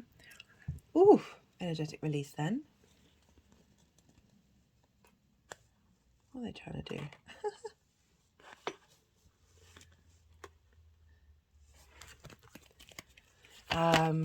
Yeah, so that's reminding me. Because this is an Aries transit, we look to where Mars is. And Mars for you is in the sign of Cancer. So the water, the King of Cups, reminded me of that Cancerian water energy. So Cancer is the first water sign. It's how we feel about things on an intuitive level, our need for home, our need for safety and security. And you have this opposing your Capricorn energy. So with all oppositions, we're dealing with bringing things into balance, bringing things into harmony. And you have this Capricorn rising. You have this in your 7th house. Oops, daisies. You have this in your 7th house of one-to-one intimate relationships. Oh, that was intense. One-to-one intimate relationships. This can be business, romantic, friendships. This can be your relationship with spirit, with creator. Those relationships that are very important to you, very intimate to your foundations of life. Again, that you've got you got your 1st house activated, you got the 4th house activated, you got the 7th house activated. This is big cardinal energy for you, Capricorn. This is you're feeling this more.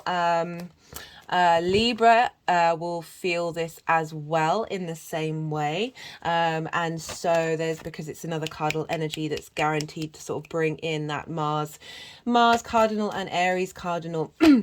This is all wanting to start new things for long-term legacy, particularly because you're ruled by Saturn, so the actions that you embody are for that sense of longevity, that sense of legacy, which is not surprised. I think you get the 10 of Pentacles more than any other sign, which is about long-term legacy in the 3D realm, that earth energy. But so your one-to-one relationships, Mars moving through there is helping, giving you courage to understand, to be able to defend your own needs, and cultivate your intuition when it comes to knowing what one-to-one relationships are, like moving through the fog, and being able to understand which relationships matter, what are working for you, what's significant. This is also perhaps feeling supported by your one-to-one relationships, by the actions that they're taking and helping you get to be nourished by their actions.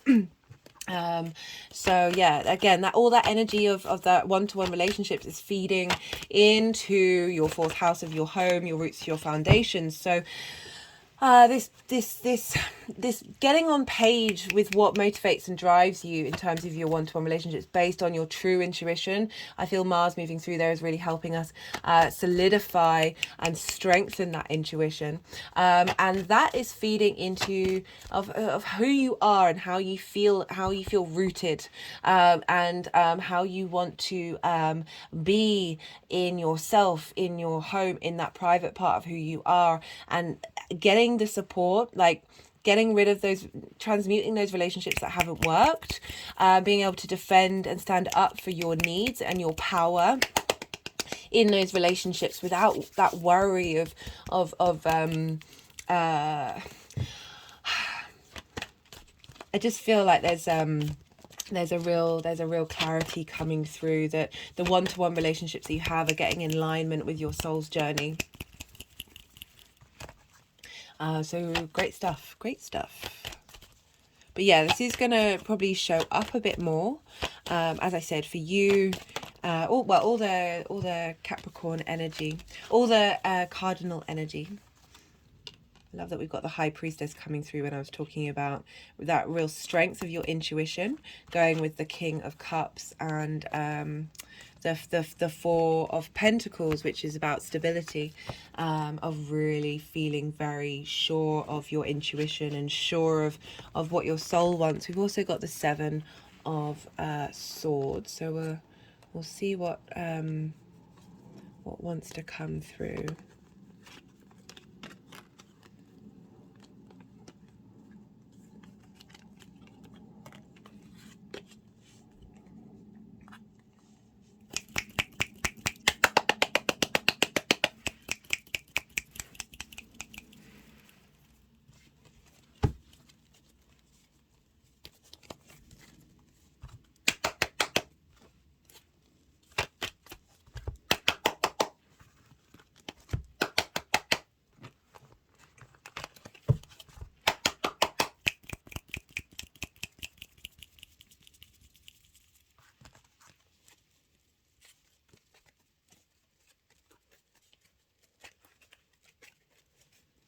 Hello, Capricorn. Ooh. Like, don't put that energy out there. Okay, so let's see what's going on. So this is for the energy leading up to the eclipse, sort of highlighting what you've been working on, working through, where you're at, where you're headed. We've got the Seven of Swords. This is clearing out things that haven't served you. It can also be linked into procrastination. So really being able to move through that energy. Like, so with the set, I like the difference between the fact we've got the 7, then the 6. So the 6 is about taking with you what's important with you, what's tried and tested, and it feels like you've worked through this energy of not necessarily feeling that you've got the resources that you need in order to take action, but you needed to go through this phase. There's a playfulness. It's also about thinking differently, but you need to go through this phase in order to be like, right, no, this is what I want, this is what I'm doing. There's been some choppy waters, but you're protected and you're moving into a new space. This could be because we're dealing with the home. This could be about moving home, because there is travel represented here, but whatever's happening, you're taking with you, whether it's a physical journey or a mental journey, it's a passionate journey, whatever it is. that you now have the things that you need. You have there's a lot of strength here. There's a lot of I have the things that work for me. You're bringing in that integration of your soul, of all those different aspects of your soul that are facilitating a sense of clarity and a sense of clear waters, clear direction, knowing where you're headed and what it is that you're doing. And you've got the King of Cups, which is lovely, and this is very creative energy, but being very sure of yourself with your emotional response mechanisms, and we, very choppy waters in the background. And it looks like a sea monster coming for this ship, but the king's not bothered. The king has very strong foundations, that with all that Aries clearing through, that you're able to tap into, and now with Mars in Cancer, you're able to tap into what it is that you need, what it is that you want, for that space, and you're holding that space for your ancestors as well, of really being able to bring those things into balance, clearing out a lot of karmic trauma, and being able to show all that has come before you and all that is going forward, that there is this ability to hold space for emotions, but also have a sense of authority and understanding over them. And we have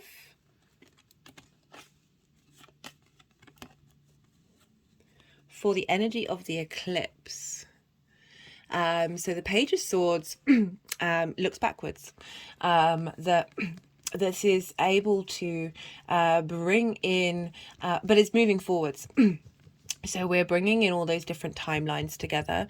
I do link into the fourth house of your ancestors, of your roots and your foundations, of really being able to think differently and work differently with those roots and with those foundations that you have. And there's a sense of heralding in, pages are messengers of messages coming through that are highlighting this change, because we're moving from this sense of, so there isn't necessarily a sense of security with this card, of feeling a bit, there's frustration with this card, of not feeling strong in your ability to be in your own home, of feeling very overstimulated, over distracted, and then we do have the Four of Pentacles, which is, there's real stability, there's real roots, there's power here, there is knowing the material world, your strength, the home within yourself, where I always feel that this card is really relevant for that it's not just, it can be your physical home, but knowing the power within yourself. And having sort of received messages from the past and being cultivating and working with them, we've now got the Ace of Wands, which is great with that Four of Pentacles, because the Four of Pentacles can be a bit stuck. It's one of the ways of reading it, of holding on to things, but the fact that it's combined with the Ace of Pentacles is really showing that you're now feeling stable, but you've got this new lease of life, this new passion. This is fire energy. Wands is fire. We're dealing with Aries. This revitalization. This very, aces are incredibly powerful, of really bringing in a new understanding of what your soul's roots and foundations are. Like, it's clear that there's a clearing out of messages and ideas and concepts of what it is we are, that private part of who we are, that sense of what we consider home. And a lot of misdirection, miscommunication, and the Six of Swords, she's, as I said, been through some stuff. There's clarity coming through, but there's strength and vitality, and it's come with the Nine of Cups. So this is about wish fulfillment. This is about but for me, it's about embodying every area of your life as if that all your wishes have come true. And it feels that you're clearing out energy that may have blocked the ability to do so on a very deep level. I like that we've got the King of Cups working with the Nine of Cups. The King of Cups is able to work with that water element from a great space of strength, and really bring in the ability to have understanding and appreciation, gratitude for everywhere that you've been, every journey that you've been on. Understand that it's got you to where you are now, and that you have that strength and power to transmute that energy into your own individual wish fulfillment.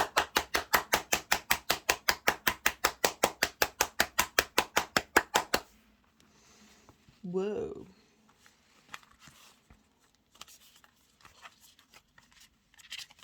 So we've got, they just wanted to pull up the crumbling card. What are you clinging on to? As well as releasing soul patterns, contracts and past lives. Yeah, so the Page of Swords cutting through those.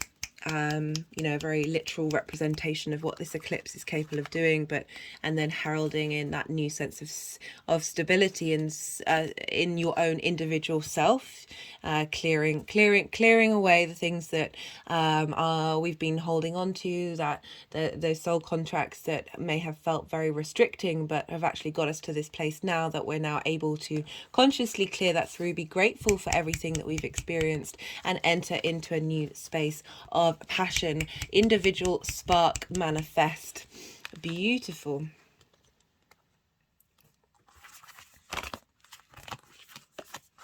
And then we have, for the energy moving forward, we've got a beautiful High Priestess and the Ten of Pentacles. You know, I was talking about intuition and Mars helping you get your one-to-one relationships in alignment to where you're headed, and what it is that you want from your private life, what it is that you want from your home. That the work, the transformation that's happening here is facilitating that inner power that you have, for long-term legacy, of bringing the mundane and the spiritual together, in very powerful houses here, dealing with the fourth house of that transformation, that soul integration with the past, present and future, to help really give you that sense of strength, inner strength within you. The High Priestess knows what she's doing. She's not out seeking things. She's knows she can draw what she needs towards her, and so we've got the Ten of Pentacles, which, as I said, is long-term 3D legacy. We're bringing in the mundane and the spiritual, the individual with the community. That I just get the feeling that you're bringing that sense of abundance and legacy that you get with the Ten of Pentacles into those previous energy paths of our past lives, and our ancestors in particular. Of giving that beautiful sense of strength, and that all the journeys that you've been on are getting you to that space of legacy, and really knowing and being able to tap in to the wisdom and the knowledge from your ancestors as well, from the collective ancestors, from your you know, all the lives that we have led. Through that High Priestess of intuition, got power, understanding reality. Yeah, really being able to understand the nuances of the energetic field. And on an instinctive level, right? So fire signs, it's more what they feel instinctively motivated to do. So, you know, your home could be a very powerful space for you to be able to tap into these things and cultivate practices in your home, that facilitate that then ripple out into all the areas of your life. Like really getting strong legacy movements, yeah, into with this eclipse cycle, guys. So let's see what other messages want to come out for Capricorn. So this is the First Light Tarot. This is a mixture of major arcana, question cards, statement cards, as well as oh, that's too many, as well as keyword cards like that power card.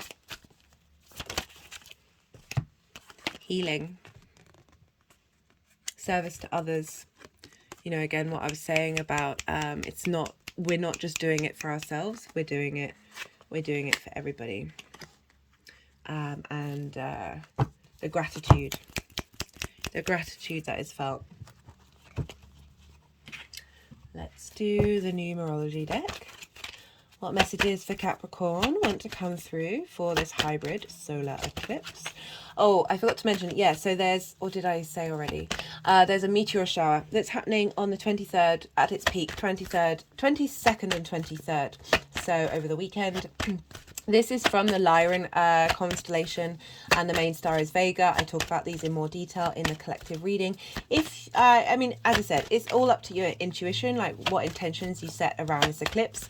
Holding the vibration of being open to this soul integration can be simple enough. And then perhaps during this meteoric shower, this might be a good time to set intentions then. We're getting a lot of cosmic energy come through. We're really going to be able to see this shower because of the moon being at its darkest.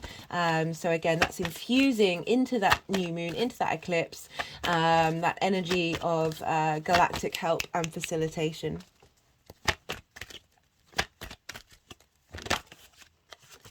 We've got spirituality, spiritual power. Just gone with that power card in the 3D. Of a real strength of foundations of your innate divine wisdom and spirituality. We've also got parenting.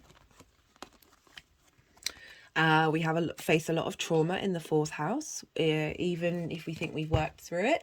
That these things may have come up of needing you to get to be the adult in the room, and sometimes we have to do that for our parents.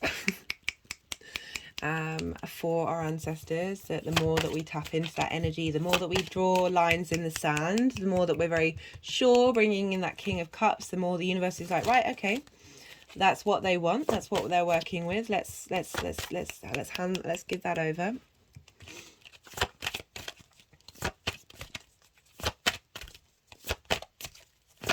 So I always shuffle until we get a major arcana with the First Light Tarot, and so far. Hello, the Magician. Creativity, illusion, power, performer. Being able to... And I like that we've got the Magician and the High Priestess here. So not only is your intuition being strengthened, the resources that you have, the Magician, knowing that you have all the resources that you need. Again, we've got that 4 of Pentacles of feeling very secure, feeling a sense of power in the 3D realm, that you have everything that you need. You have that strength. You're able to draw things towards you, but you also have this power to create and to bring what it is that you need into the world. Very powerful to get the High Priestess and the Magician. That doesn't happen very often in these readings, actually, that I can think of off the top of my head. Let's do the Oracle of the Rising Sun to see what other messages want to come through.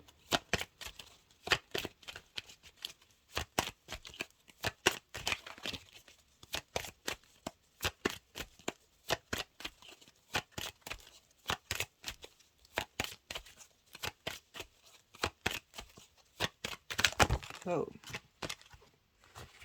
that is half the deck.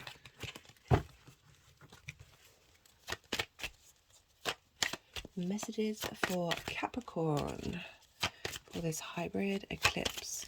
Yeah, as I said, not doing manifestation over the hybrid eclipse, just because it's really big energy, and you don't necessarily want to limit yourself to what's going on, and could also, like, sometimes be careful what you wish for during eclipses. Like, you might, the power behind what you may be saying, oh god, you just have to be really mindful. You just have to be mindful. But again, if you've worked with eclipse energy in the past and it works for you, fine, great. Do what's right for you. I'm just flagging it up because it's not like a normal new moon in any way, shape or form.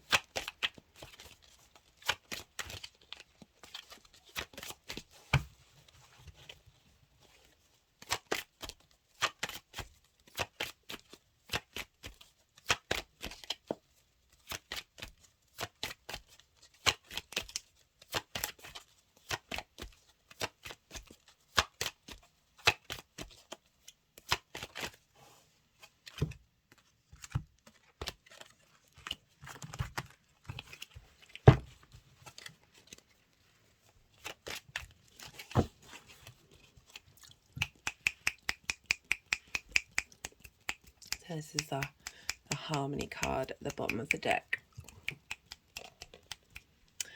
Your home is your temple as well. Really, yeah, a lot. Your physical home as well as the inner world that you have.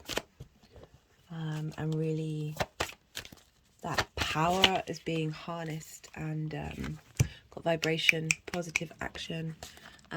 That bringing, wherever your home may be, you're cultivating this ability to have that temple space. Yeah, love that. Getting rid of the discord in, as I said, it's a house that a lot of trauma's there, even if you think that you've worked through it, of clearing that vibration and bringing in that energy of this is a sacred space. You've transformed that energy, you've just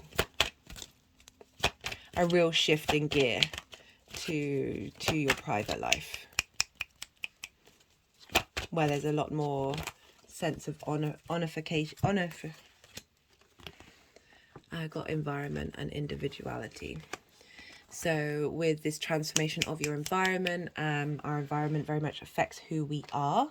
That this is bringing in this healing space to help set your individual soul free, and bring forth very, very potent energy that we have here all together.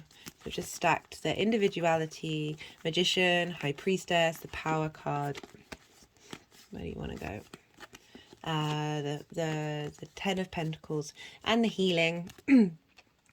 Healing the environment heals. Oh, so many things, guys. So many things. And yeah, just the strength that's coming through there. That 10 of Pentacles with the Magician and the High Priestess. Wonderful stuff. Right, Capricorn, I'm going to leave it at that. I hope you enjoyed what came through. I really appreciate you being here, spending your time and your energy with me. Be good to yourself. Be good to those around you. And be well until we meet again. Sagittarius rising, how you doing? So for those of you just tapping into the Sagittarius energy and it's not your rising sign, look to where Sagittarius falls in your chart, the house that it is in, the themes of that house, and apply those themes to the messages that come through. Take what resonates, leave what doesn't.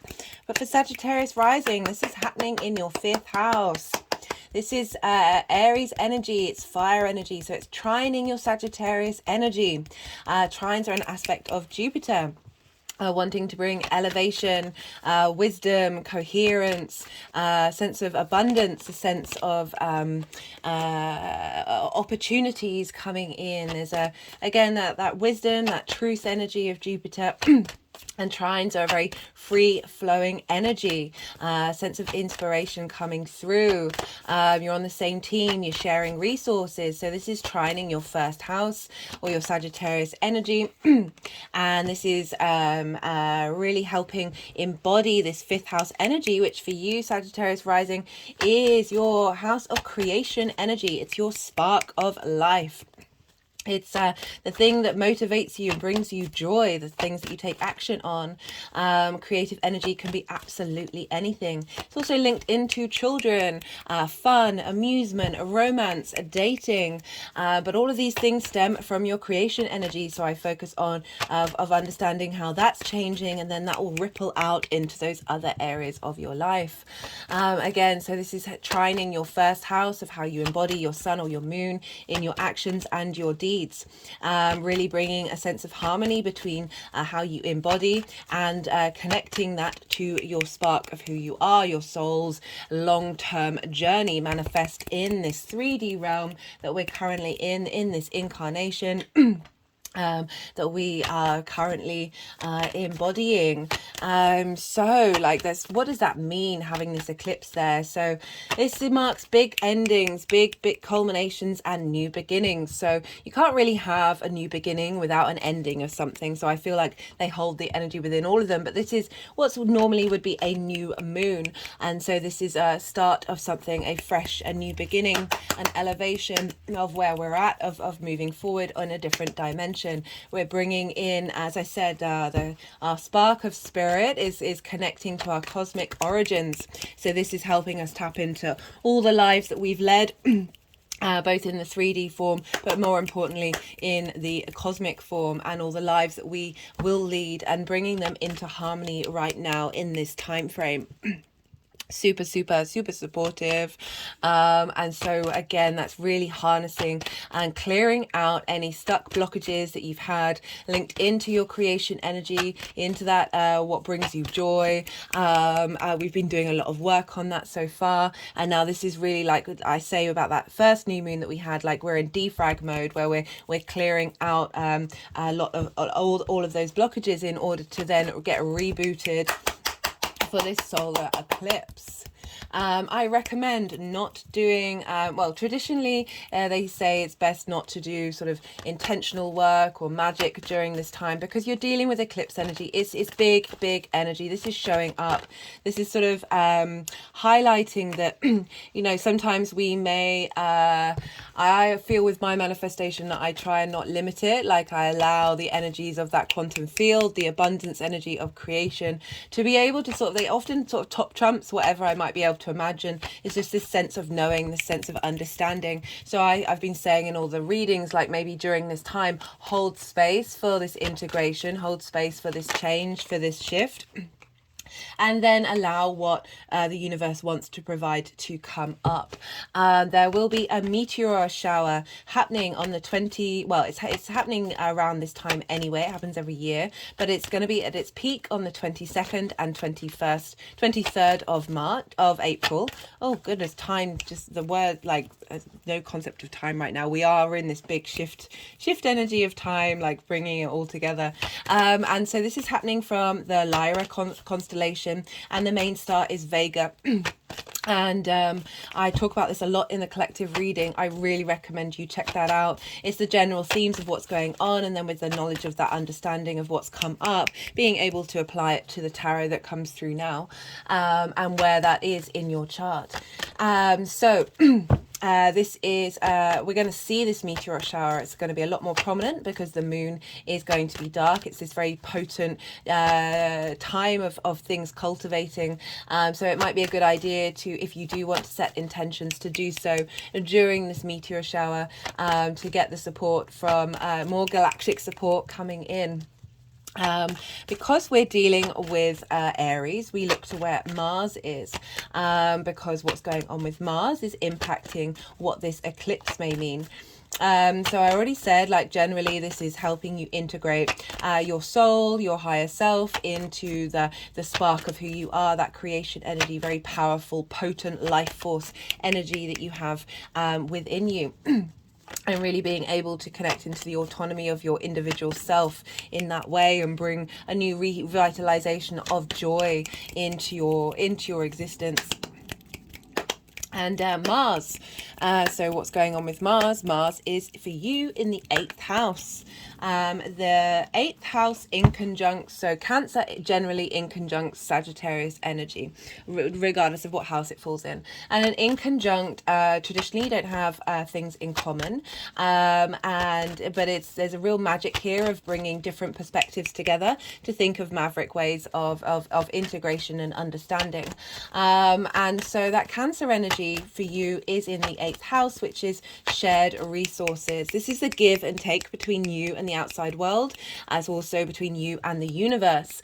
We often have imbalances here and traumas linked into here, that Mars is helping you really get into understand your motivations and drives of how you want your relationships with everything outside of yourself to be, that give and take. How are you giving too much and not receiving, or are you taking too much and not giving enough? Like, it's really getting, Mars is helping get that into balance and get a sense of maturity in your actions and understandings of the ability to nourish not only yourself but others. It's also really helping facilitate your intuition, and so this energy of give and take with your 5th house, overextending yourself when giving to others, and that clearing through those blockages, but also the give and take with the universe. So you've got a lot of support coming in here of the actions, the motivations that you have being fed in from that cosmic energy that you've got with that eighth house, because it is very much the give and take,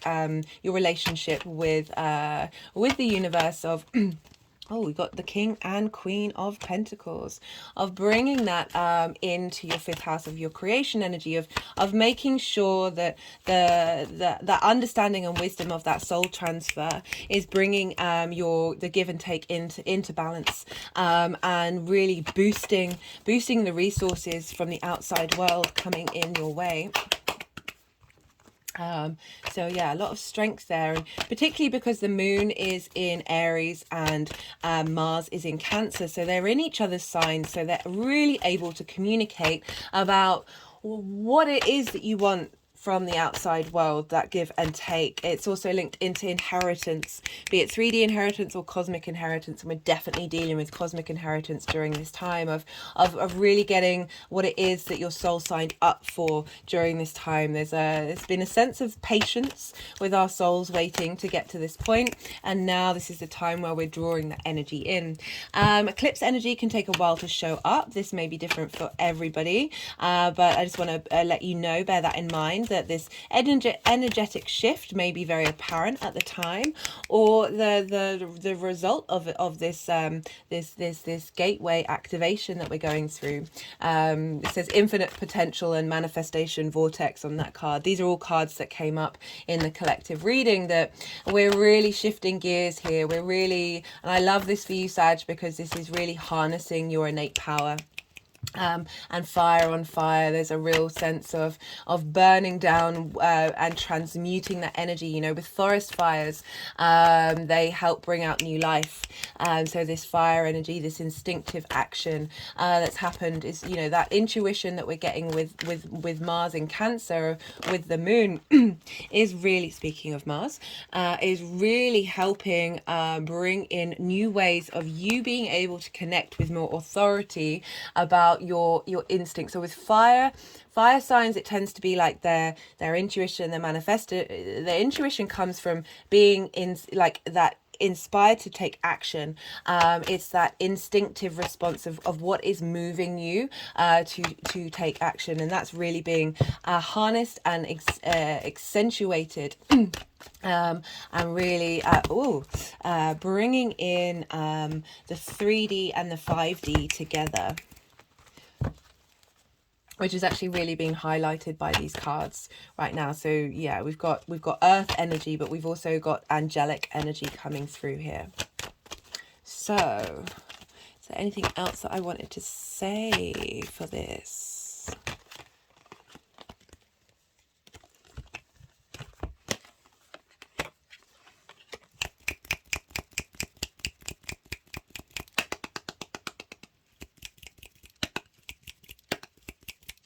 So there's three piles. The first pile is the pile of what we've been working through, what we've been doing, and in the lead up, the clearing out of this lunation. The middle pile is the energy of the eclipse itself, and the third pile is how this energy is going to manifest and integrate moving forward. I mean, currently they've put some cards separate. You know, it's not three piles right now, but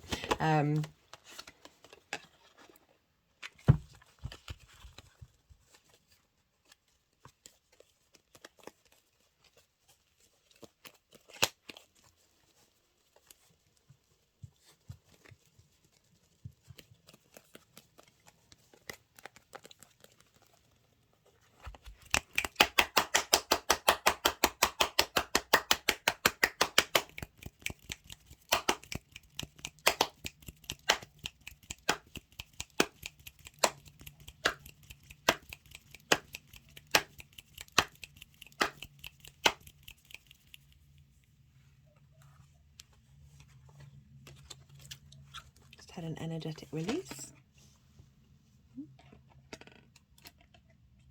They were very specific about me putting this crystal wand in this way for you, Sag. So another energetic release.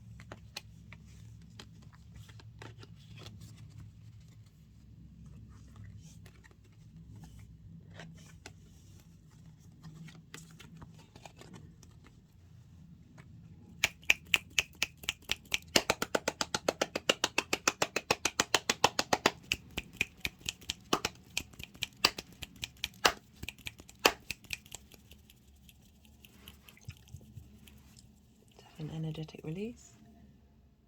Ooh, my body's now sunk down. Now back up again. So I've got a lot of the cards here that came up in the collective reading, and the one on the top is Lemuria, creating heaven on earth, it's happening, as well as having that heaven on earth card. So they're just bringing that energy into that space.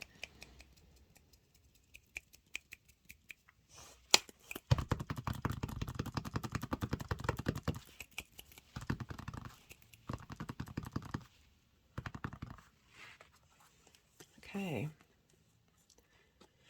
So we have for the energy leading up to the full moon, what you've been working on. We've all had really intense Aries energy for quite some time now. So we've all been in this process of getting us to this point of this eclipse. We've got the Tower, which is Mars. And this is about pulling down structures that didn't work, pulling down things that don't facilitate our soul's journey. It may have felt disruptive, but it's an incredibly powerful transformational card. And we've got the Hermit card, which is about going inward, understanding your own internal wisdom. Okay, they're not wanting me to talk very much about these cards, getting the point out quite quickly.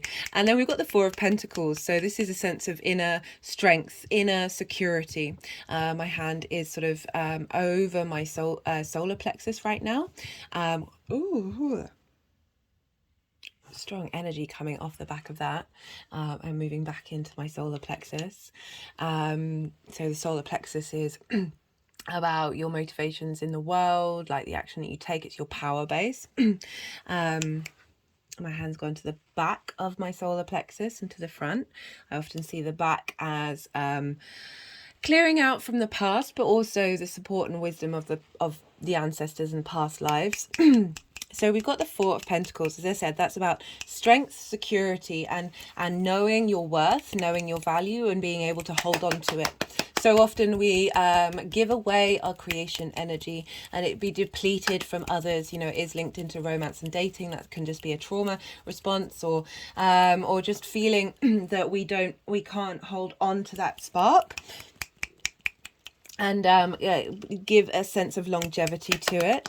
But with that Four of Pentacles, this is something that we've been working on. You've had Chiron there, you've had Venus move through there, you've had Mercury move through there, you've got Jupiter there. We just had a conjunction with Chiron and the Sun for the Libra full moon, and then we've just had a conjunction with Jupiter on the I think it was on the 11th but we would have felt the energy leading up to and afterwards of really giving a sense of vitality and wisdom. So I'm not surprised that these cards are coming up in the lead up. And then we have, for the energy of the eclipse itself, we've got Temperance and the Page of Pentacles. So this is about alchemy. Temperance is alchemy, working about all those finessing and purifying all those parts of who you are and being able to create magic from it. If you see here, the water is flowing upwards into the cup, that it's going against, you know, the known laws of physics, that there's a cultivation of your creative energy. You're bringing in, you know, this is the angelic energy. You're bringing in all your past lives, your future lives, your soul contracts of the reality of your true essence of your soul is being harmonized and brought together to help provide the Page of Pentacles. This is a new way, heralding in a new way of existing and creating in the 3D form. Very useful energy, very revitalizing energy that's coming through of being able to look at things differently. And whoa, like this is a powerhouse of how this energy is manifesting moving forward. So there's a transition phase between the Death card of letting go, Temperance of alchemizing what's now left behind, and then the Judgment card is about all of those parts of who you are, or essentially like a soul ascension, a soul leveling up. Since you've done that, that refinement's come in, that ability to connect to it. This energy moving forward is then with that refinement, your vibrational frequency is raising up and going into a space of ascension. And we've got the King and Queen of Pentacles, we've got the Page, we've got a lot of earth energy, as well as the Queen of Wands, which is your fire energy. So The king and queen together is saying this balance and harmony in the 3D realm, but it's also this bringing things into the 3D. And I like that you got the Queen of Wands here, because you are dealing with Aries energy, which is in your creation space of knowing how, having command over your creation energy, and that being put into reality with the king and queen in a very harmonious way, and through that raising into ascension. So all your soul parts are coming together to give you that strength of authority of who you are, that leadership element, of being able to cultivate that creation energy based off of the true passions and creative, my hands just gone over my heart chakra, the true passions and creative drive that you have, as that Queen of Wands, of really being able to create and be curious and go on adventures, and just really very powerful energy coming through from the Aries. You know, it's not the Knight of Wands, it's very sure of themselves. You know what you're doing, you're in command. The actions that you're taking based off your creation energy are facilitating you and how you embody yourself, and that feeds into the rest of the chart, and it's just a beautiful combination. Right, I'm going to pull some clarification cards. This is the numerology deck, so it may clarify what's already come through. That was the completion card. We'll see if that comes out. Clarify what's already come through, give new messages, or provide little jigsaw pieces and add to the story of some of the messages that are already here. Let's see what wants to come through for Sagittarius during this hybrid solar eclipse in Aries. Oh, that's really potent energy. I'm really feeling that strength in my solar plexus, sort of midway between the solar plexus and the sacral chakra, of being able to bring those into balance, of having that our sexual energy, that creation energy, because that's just another way of saying it, very, very linked into that solar plexus. They really wanted me to do work there of your motivations, the things that bring you joy, are helping you shine your light and your vitality in the outside world. Because again, we are dealing with that 8th house of shared resources, of that give and take, that you're really going to be in command of what it is that you want and the kind of relationships that you want from the outside world and the universe. Like, love this. Right, what wants to come through for Sagittarius? Yeah, that's really potent to get the alchemy card and the judgment card. It's showing a real shift and change in your vibrational frequency. Again, they're both angelic cards. They're dealing with higher vibrational frequencies. Combined with that earth energy, you've got a lot of earth here. You've got that 4 of Pentacles, you've got the Page and the King and Queen. So really, really harnessing that strength of character with interesting financial discipline. That could be linked into the 8th house, of getting strength there and understanding, and clearing out blockages that are linked into not being the adult in the room, not being the parent in the room for yourself, tending to your temple. Perhaps it's the 5th house of perhaps spending things, amusement space, so clearing out stuck energy, that trauma bonds, past life connections that have meant that you might have been a bit too overgiving in that space, where you're very impulsive. Aries can be of wanting this, that and the other, and that sense of indulgence, because it is the house of fun, that your creation energy has sort of been a bit off whack, as been prioritizing that rather than everything in moderation, including moderation. It's having fun is a wonderful part of the human existence, but when we let those things be out of balance, then we can feel just wanting to pick up that Tower card of clearing out that energy. And the Hermit's there's a wisdom to the Hermit. There's a we can still be real with ourselves, compassionate and full of abundance, and that doesn't mean that we're no longer enjoying life and having fun. But if it's meant that you have found yourself in vulnerable positions when it comes to the way that you spend money, that's being cleared, especially because you've got that all of that pentacle energy coming through of really giving yourself a solid 3D foundations here. Got spiritual career. This for me is any career, but just done, you know, as I said, from a more mindful space of finding your creative passions, and being able to bring that creative energy, the things that make you have joy, being able to bring that into your career, which is a wonderful, wonderful message, you know, especially compounded by all of that earth energy.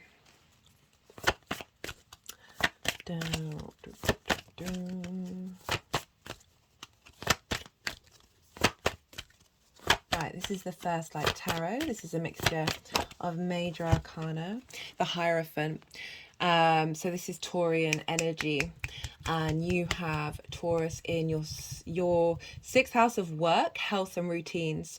You've got a Mercury retrograde happening there, so that's sort of highlighting that transfer, that Jupiter's going to move in there as well, of really being able to bring in a lot of strength and longevity and commitment to that area of your life that might have been out of balance from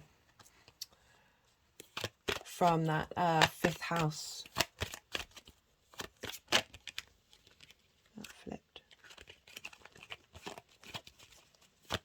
That was the enthusiasm card. We'll see if that comes out.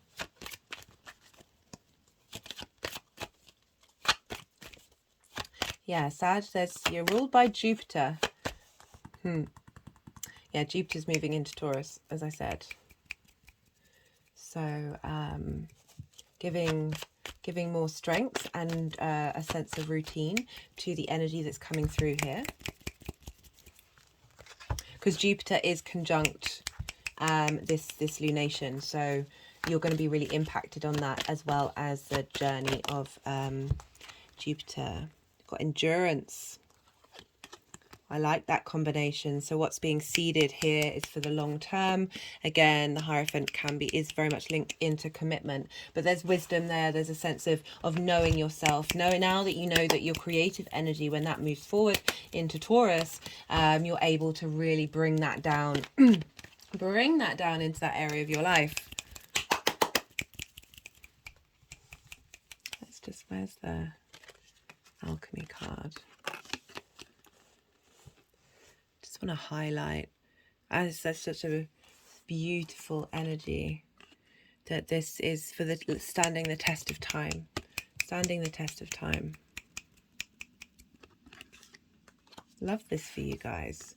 Yeah, as I said, you're ruled by Jupiter, so there is that sense of abundance, that sense of generosity, that can it's a wonderful energy, but it can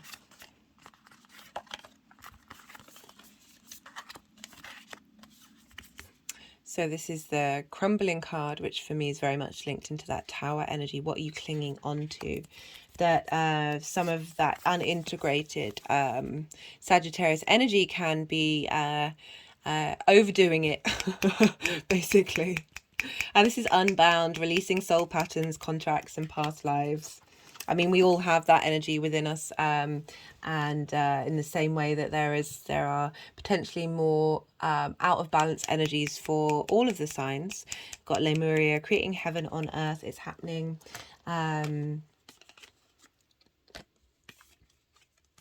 And it's not to name or shame, because we need to love every experience. But if you know that there are some habits that you have that, you know, the fifth house is also linked into the inner child. Just had an energetic release of our parents mess us up no matter what we do, no matter what they do. And that can lead to feelings of neglect.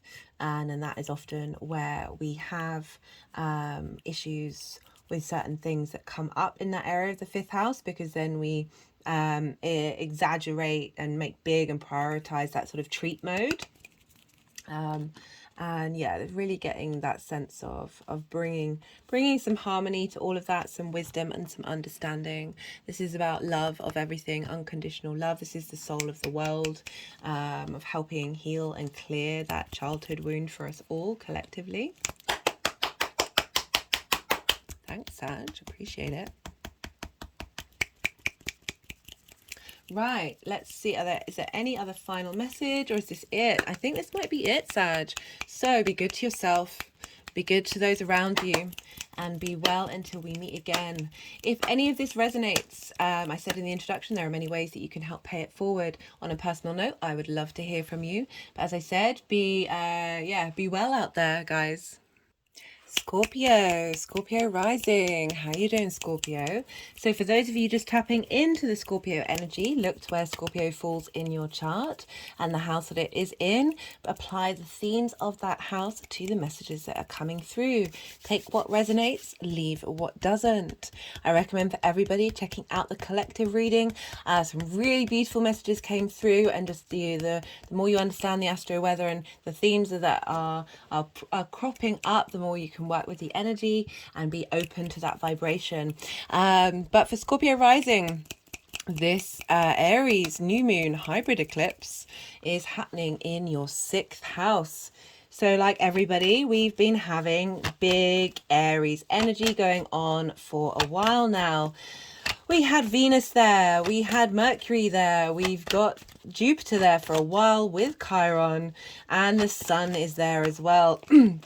And now not only that, but, oh, that's a lot. Do we want all of these? Do we want that one? And now we've got an eclipse, and it's a hybrid eclipse. This is a big deal. This happens once a decade. And you've got this in the house of 6th house of work, health and routines. So this is in conjunct your Scorpio energy. In conjuncts, traditionally, they don't have anything in common. Scorpio is a yin night sign. It's fixed and water. Aries is a yang day sign. It's cardinal and fire. So, you know, I always say this is as if you're having a conversation with somebody you've got absolutely nothing in common. It can feel awkward. It can be some mixed messages. It can be crossed wires. You kind of feel like you might not be getting anywhere, but eventually over time, when you've worked through this, you realize that there's real magic in incorporating different frequencies. And so you've got this sense of maverick energy here when you finally get these into balance. And you're both ruled by Mars though, so you have things in common. Speaking of Mars, hello the Tower card. You've got things in common. You're ruled by, you've got the same ruler. And so this is gonna yeah, as I said, you've had a lot of strength and vitality going through that sign, but you've also got Chiron there, so it's would have brought up some potential issues when it comes to work, health and routines, of feeling like these things aren't going away. But we've had the conjunction with the Sun with Chiron at the Libra full moon. We've just had the Sun conjunct Jupiter, so a real sense of boost and vitality. What does this eclipse mean though? So bringing your soul into alignment with your work, your health, your routines, really clearing out structures that have been blocking these things, whether you've exaggerated in one direction or another, not being able to get work done or putting too much work in. This is about bringing things into harmony, bringing things into balance, that is giving you the ability to understand the cosmic order of where you're at and where you're here. So you've got that, you're ruled by Mars, Scorpio, and this is Aries ruled by Mars. So you're getting a lot of strength, a lot of courage, a lot of this ability to take action, to defend what it is that you need, to be able to, courage I feel like is the main word here for for this thing of really being able to know your own innate vitality. We're dealing with health as well. Really bring in that soul and higher self into integration to be able to give yourself strength and the ability to commit to the routines that are really important to you, to commit to the work that really matters, and to understand and heal your health in ways that are very maverick. I really recommend checking out the collective reading for that basis, because there's lots of themes come up in that area of really being able to be autonomous in your own health and not impacted, right? So a lot of your health issues could be linked into past lives, ancestors. All of these things, our lineage, our parents, of these blockages that you've had in the physical body as well as in the working environment, have been part of your soul's contract. And now I feel a lot of those are breaking. A lot of those, the time has come. We've got the unbound as well as the crumbling. These are cards from the main reading. The crumbling, very akin to tower energy. My head just went back. And again. And again. I need to do more neck exercises. And an energetic release. Oh, feeling very light and fluffy now. So what are you clinging on to? And that can be on an unconscious basis, or you've got Chiron moving through there, pain linked into being seen at work, being validated, and then unbound, releasing soul patterns, contracts, and past lives. So as I said, a lot of the things that we've been going through are for us to transmute and heal in this 3D form. And so with this lunation happening there at the very end degrees of Aries is a real powerhouse of authority and autonomy, soul autonomy, and getting it more in line, breaking, as I said, breaking those contracts to help then open up the space, this independent space, this hero's journey of going on, of really being able to master these areas of our lives for everybody. It's a beautiful energy that's been coming through. So because we're dealing with Aries, we look to Mars, because Mars rules Aries. So this is generally having a bigger impact on you because you are ruled by Mars, and so Mars's influence is pouring into that new moon, especially because the moon is in Aries. So there's mutual reception. So there's a lot of Mars action going on here, and you have Mars in your 9th house of perspectives. This is the bigger perspectives that you have and how you map yourself out in the world, society, and the universe as a whole. So it's linked into philosophies, ethics, morals, your connection to religion, your connection to God, spirituality, the universe in general, just how you understand the world, and in sort of, as I said, those big picture ideas and how you bring them into force. It's also linked into teaching and learning, and this is in order to change our perspective. It's about mastering of something, as well as foreign travel, in the way of going to a environment that is foreign to you, and learning new perspectives. It's all about perspectives. So these perspectives, what it is that Mars is teaching you about your motivations, you're getting you to harness your intuition when it comes to what really matters to you in the long term, and feeding that into your work, your health, and your routines. So you're getting those in alignment with your big picture philosophies. And now these are getting in alignment with your soul's philosophies, whether you've been consciously aware of that or not, or certainly something that you've been working on.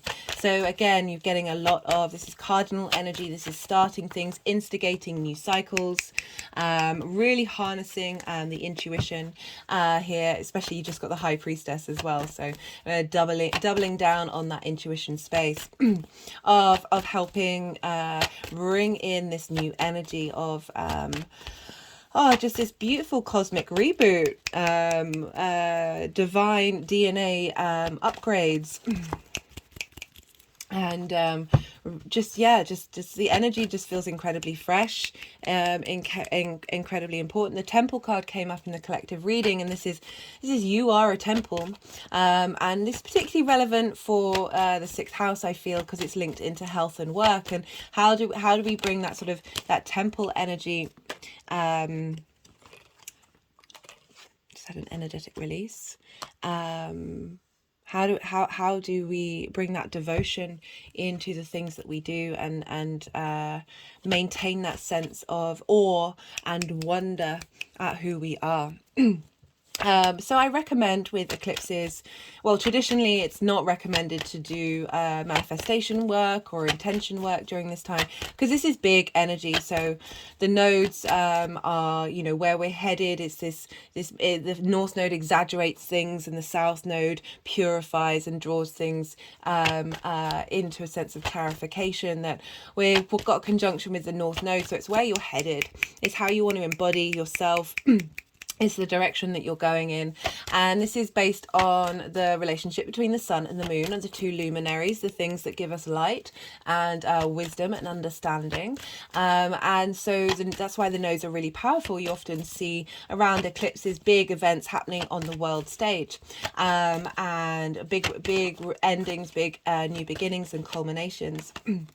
And so that's why it's like, I mean, I say in my practice with my manifestation, I try and not limit it by certain boundaries. I just sort of feel into the essence of something, because the universe tends to sort of top trump me in what it is that I can imagine.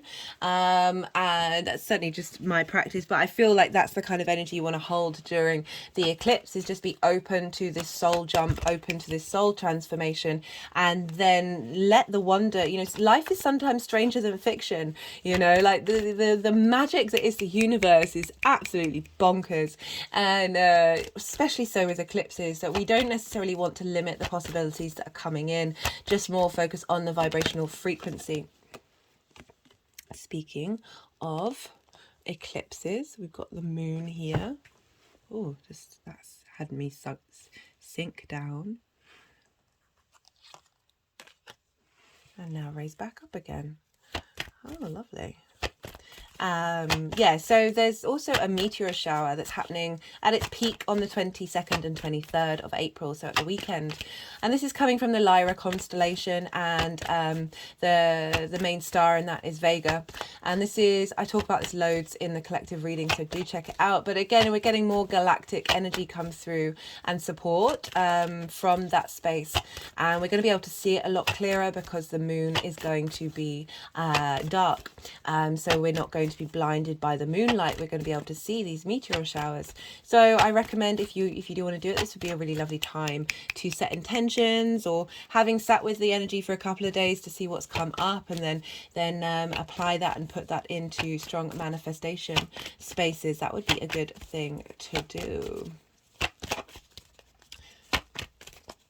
Yeah, because the moon is essentially blocking the sun, like our true soul nature is really feeding into the vitality of the sun. Like I think it's really beautiful. And so eclipse energy, it could happen straight away, it could happen in the near future, or it may take a while to come through. We won't have we've got an eclipse in Scorpio the following full moon, and then we're not going to have one until the end of the middle of the year, around the spring equinox. The eclipse cycles, that was the Hierophant, we'll see if it comes out. These eclipse cycles take a little while to get into gear, but also very much I've seen it happen where it's happening on the day. That transformation is literally happening on the day, that big event, that big ending. I remember someone who was a Taurus Sun, and it was a Taurus eclipse, and his whole life got turned upside down, and shifted and changed around the time of that eclipse. So we'll see what happens. This is a new moon, so it's got that new moon energy of new beginnings, cultivations, things being bubbling up, bringing to the forefront, but they may take a while, they may take some time. Let's see what other cards want to come through for you, Scorpio, and we'll see.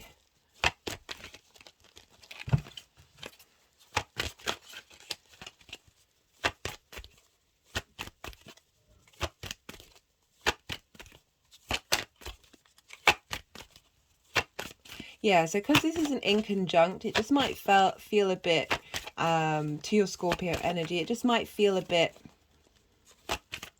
different. Sorry, that's not very, it can feel difficult. It can feel awkward. But again, because we're dealing with a lot of out of signs aspects, we're dealing with the nodes being out of signs. All the moons are now going to be, the new and full moons are now going to be kind of inconjunct each other from one cycle to the next until next year. That this inconjunct energy, you know, I talk about how hopping on one leg, patting your head, and moving your hand around in a circle on your stomach. We can see that I saw that flash. We can find it difficult to do these things. Human beings aren't very good at multitasking, so we're getting lots of different energy coming in from different directions. And so it can feel potentially difficult and strange and weird in your body. We are dealing with health here, or just strange things happen in work. But these are all sorts of strange and interesting clues that are helping us understand that we're shifting into a different dimension here. We're shifting into that frequency. You know, so many of the cards were heaven on earth, 5D. You know, it's all about being able to be in this 3D reality, but thinking about it from a different way. And this eclipse is all about that. It's allowing in very unique and wonderful ways of thinking about things to manifest. Right. Let's see what's going on for Scorpio.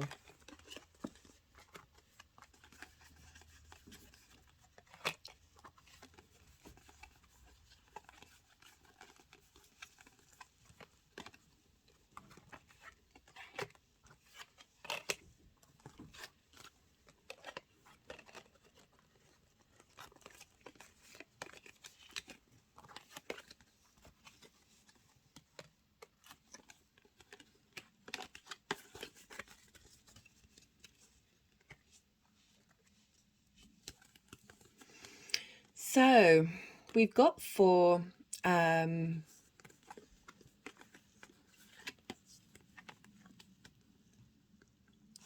energy leading up to this eclipse. We've got the Three of Swords, we've got the Devil, we've got the Seven of Pentacles, and we've got the Tower. So the Three of Swords is working through heartbreak, and that doesn't have to be linked into just romantic. It's anything that's happened to us that's made our heart feel small, feel pain. This is dealing with work and health, so this could be linked into frustrations at work, difficulties of not being seen, not being validated, but we've also got that linked into health, ideas and concepts and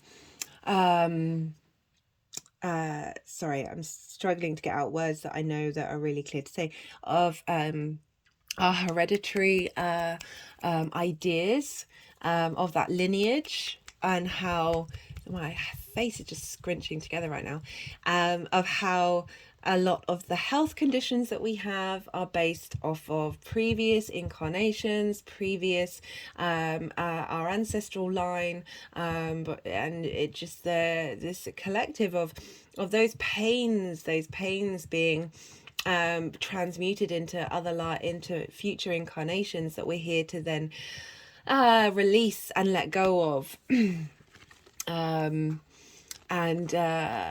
That this just getting a real feeling of just a bit of frustration of not feeling open, there's a restriction, I'm getting a strong restriction that the Devil card is linked into restriction, is linked into being in smaller boxes than the that space of abundance. It's a very powerful card. It can also really represent a lot of strength and a lot of longevity, but it's been coming up a fair amount of times in these readings, but in particular, you know, linking in with difficult cards. So that's why I do draw in the fact that trauma and our response mechanisms are held in our body, and can create health issues. I know that's a triggering thing to say, but there's a lot of evidence out there that holds space for that. That we've got the Tower card here, which I'm really liking, because it's pulling down those structures that didn't work, whether that's in your work, your routines, and your health. That is clearing the decks. Mars, that Tower energy, is clearing the decks. Helping get rid of those karmic collections that have been blocking your ability for your heart to vibrate at a frequency that is one of health.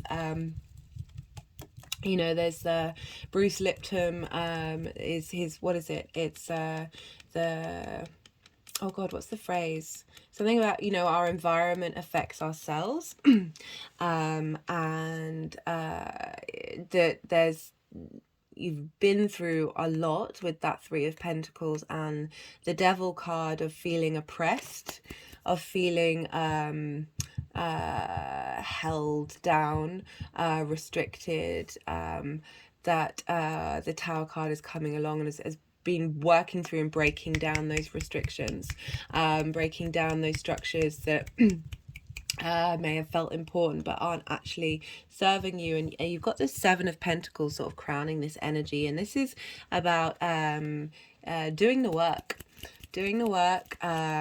tending to a new growth. There's also frustration there of feeling like things might not have been shown, not the results might not have been coming through.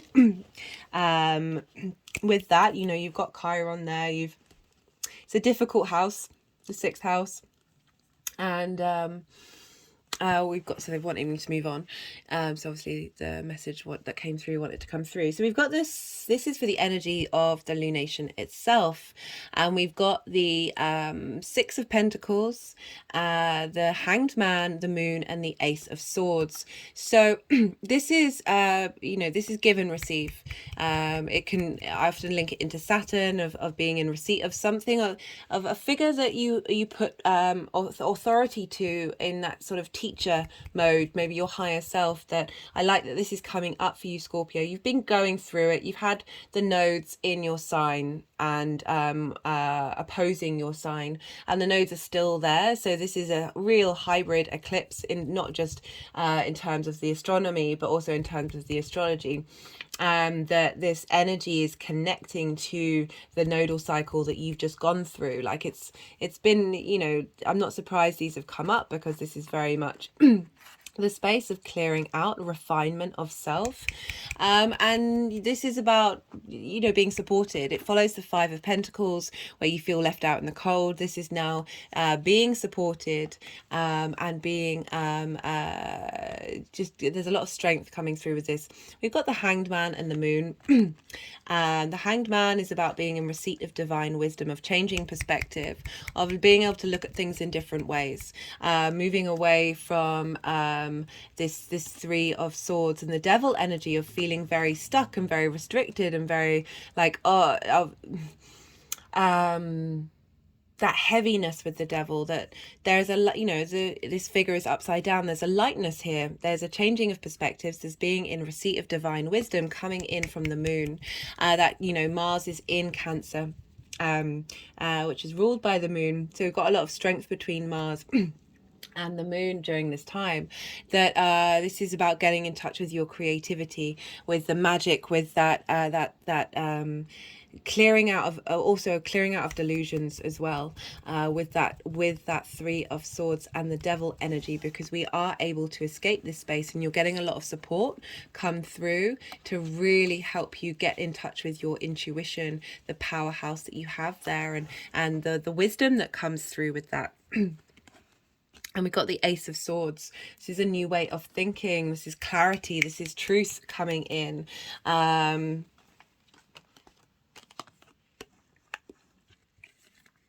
of being able to see clearly about situations. So this energy is kind of stuck energy, like very much being swamped in that space of this is what happened to me in the past, therefore this is what's going to happen to me in the future. Even if you're not conscious of it, it's in your body. And I feel like this Ace of Swords is coming through and sort of clearing that energy, transmuting that energy, really allowing your soul to blossom. The beauty and magic of what is hidden, what's been hidden from you, is being transformed, and being supported by the Six of Pentacles of integration of that higher self with where you're at now. Oh,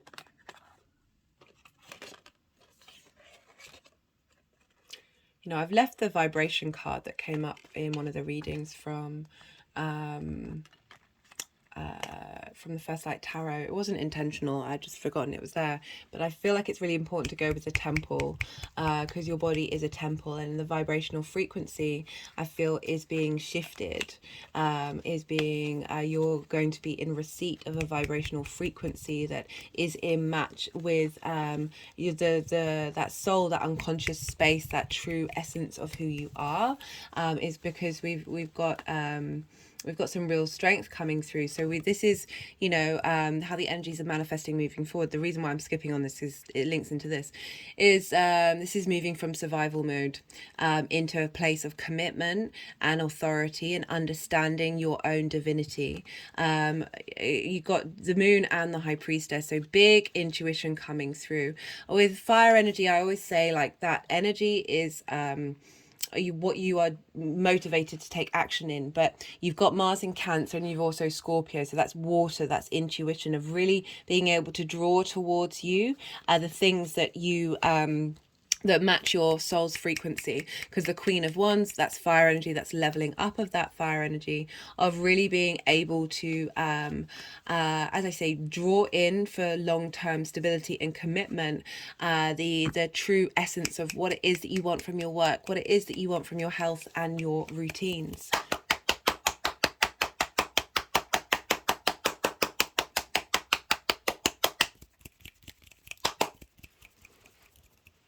Right, let's see what clarification cards want to come through for you, Scorpio.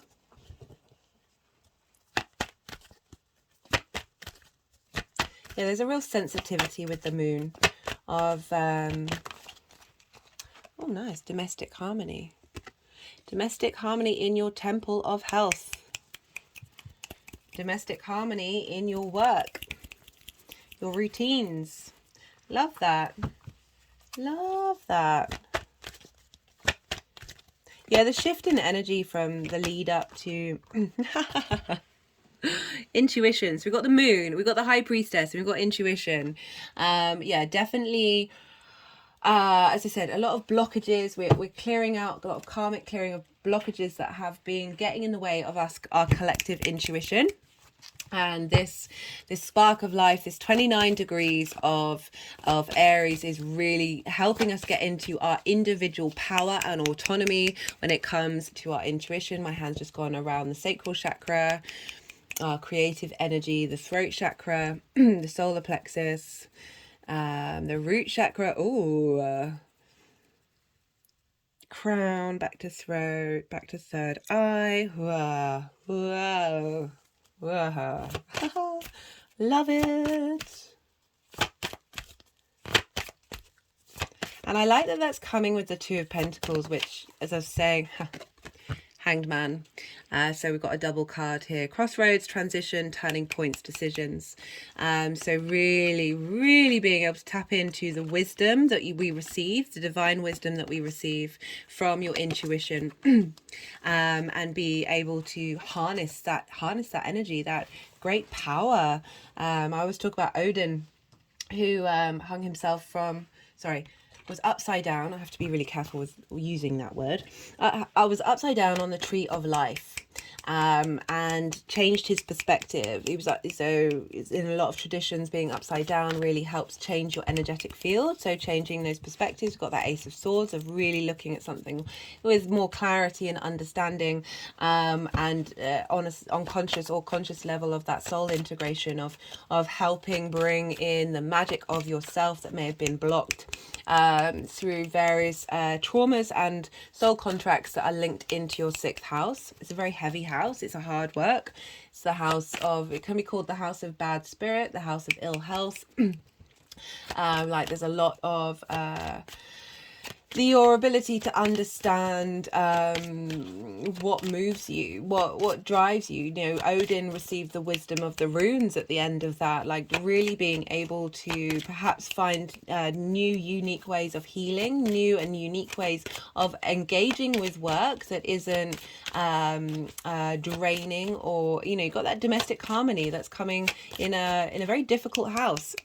So I really love that for you. And what did we have here? We had the High Priestess. No, but I was talking about that Two of Pentacles, sorry, of moving from that survival mode, from constantly feeling like you're in survival, thing after thing after thing after thing keeps happening, that this is now opening up a space, a completely different dynamic. So this is the Oracle of the Rising Sun. Let's see what wants to come out here.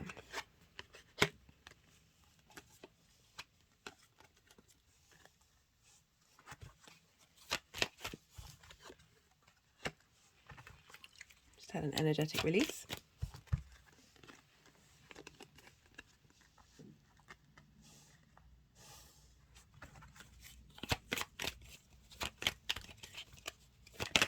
Oh.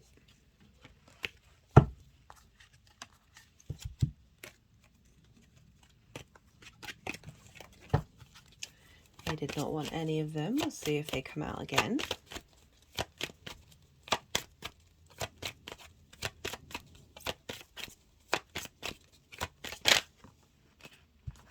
Achievement. Like that.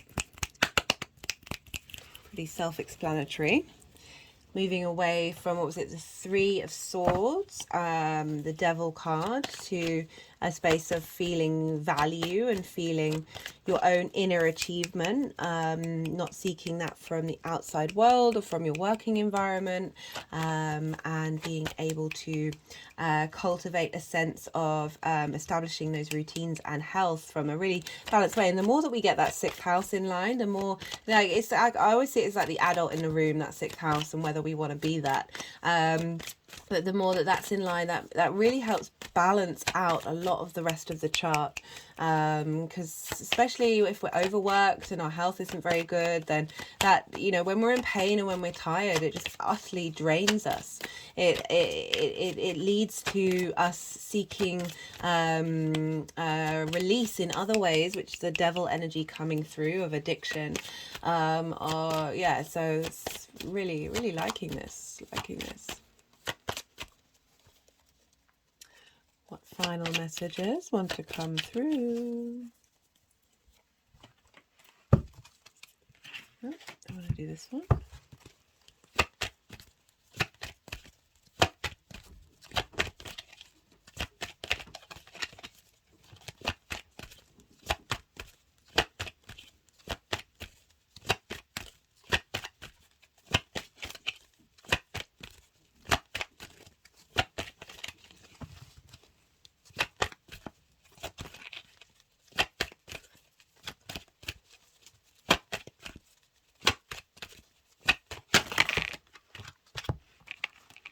Well, the healing card came out. What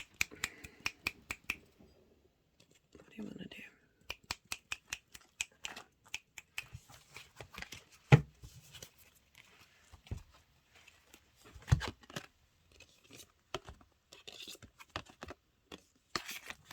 Oh, big energetic release there.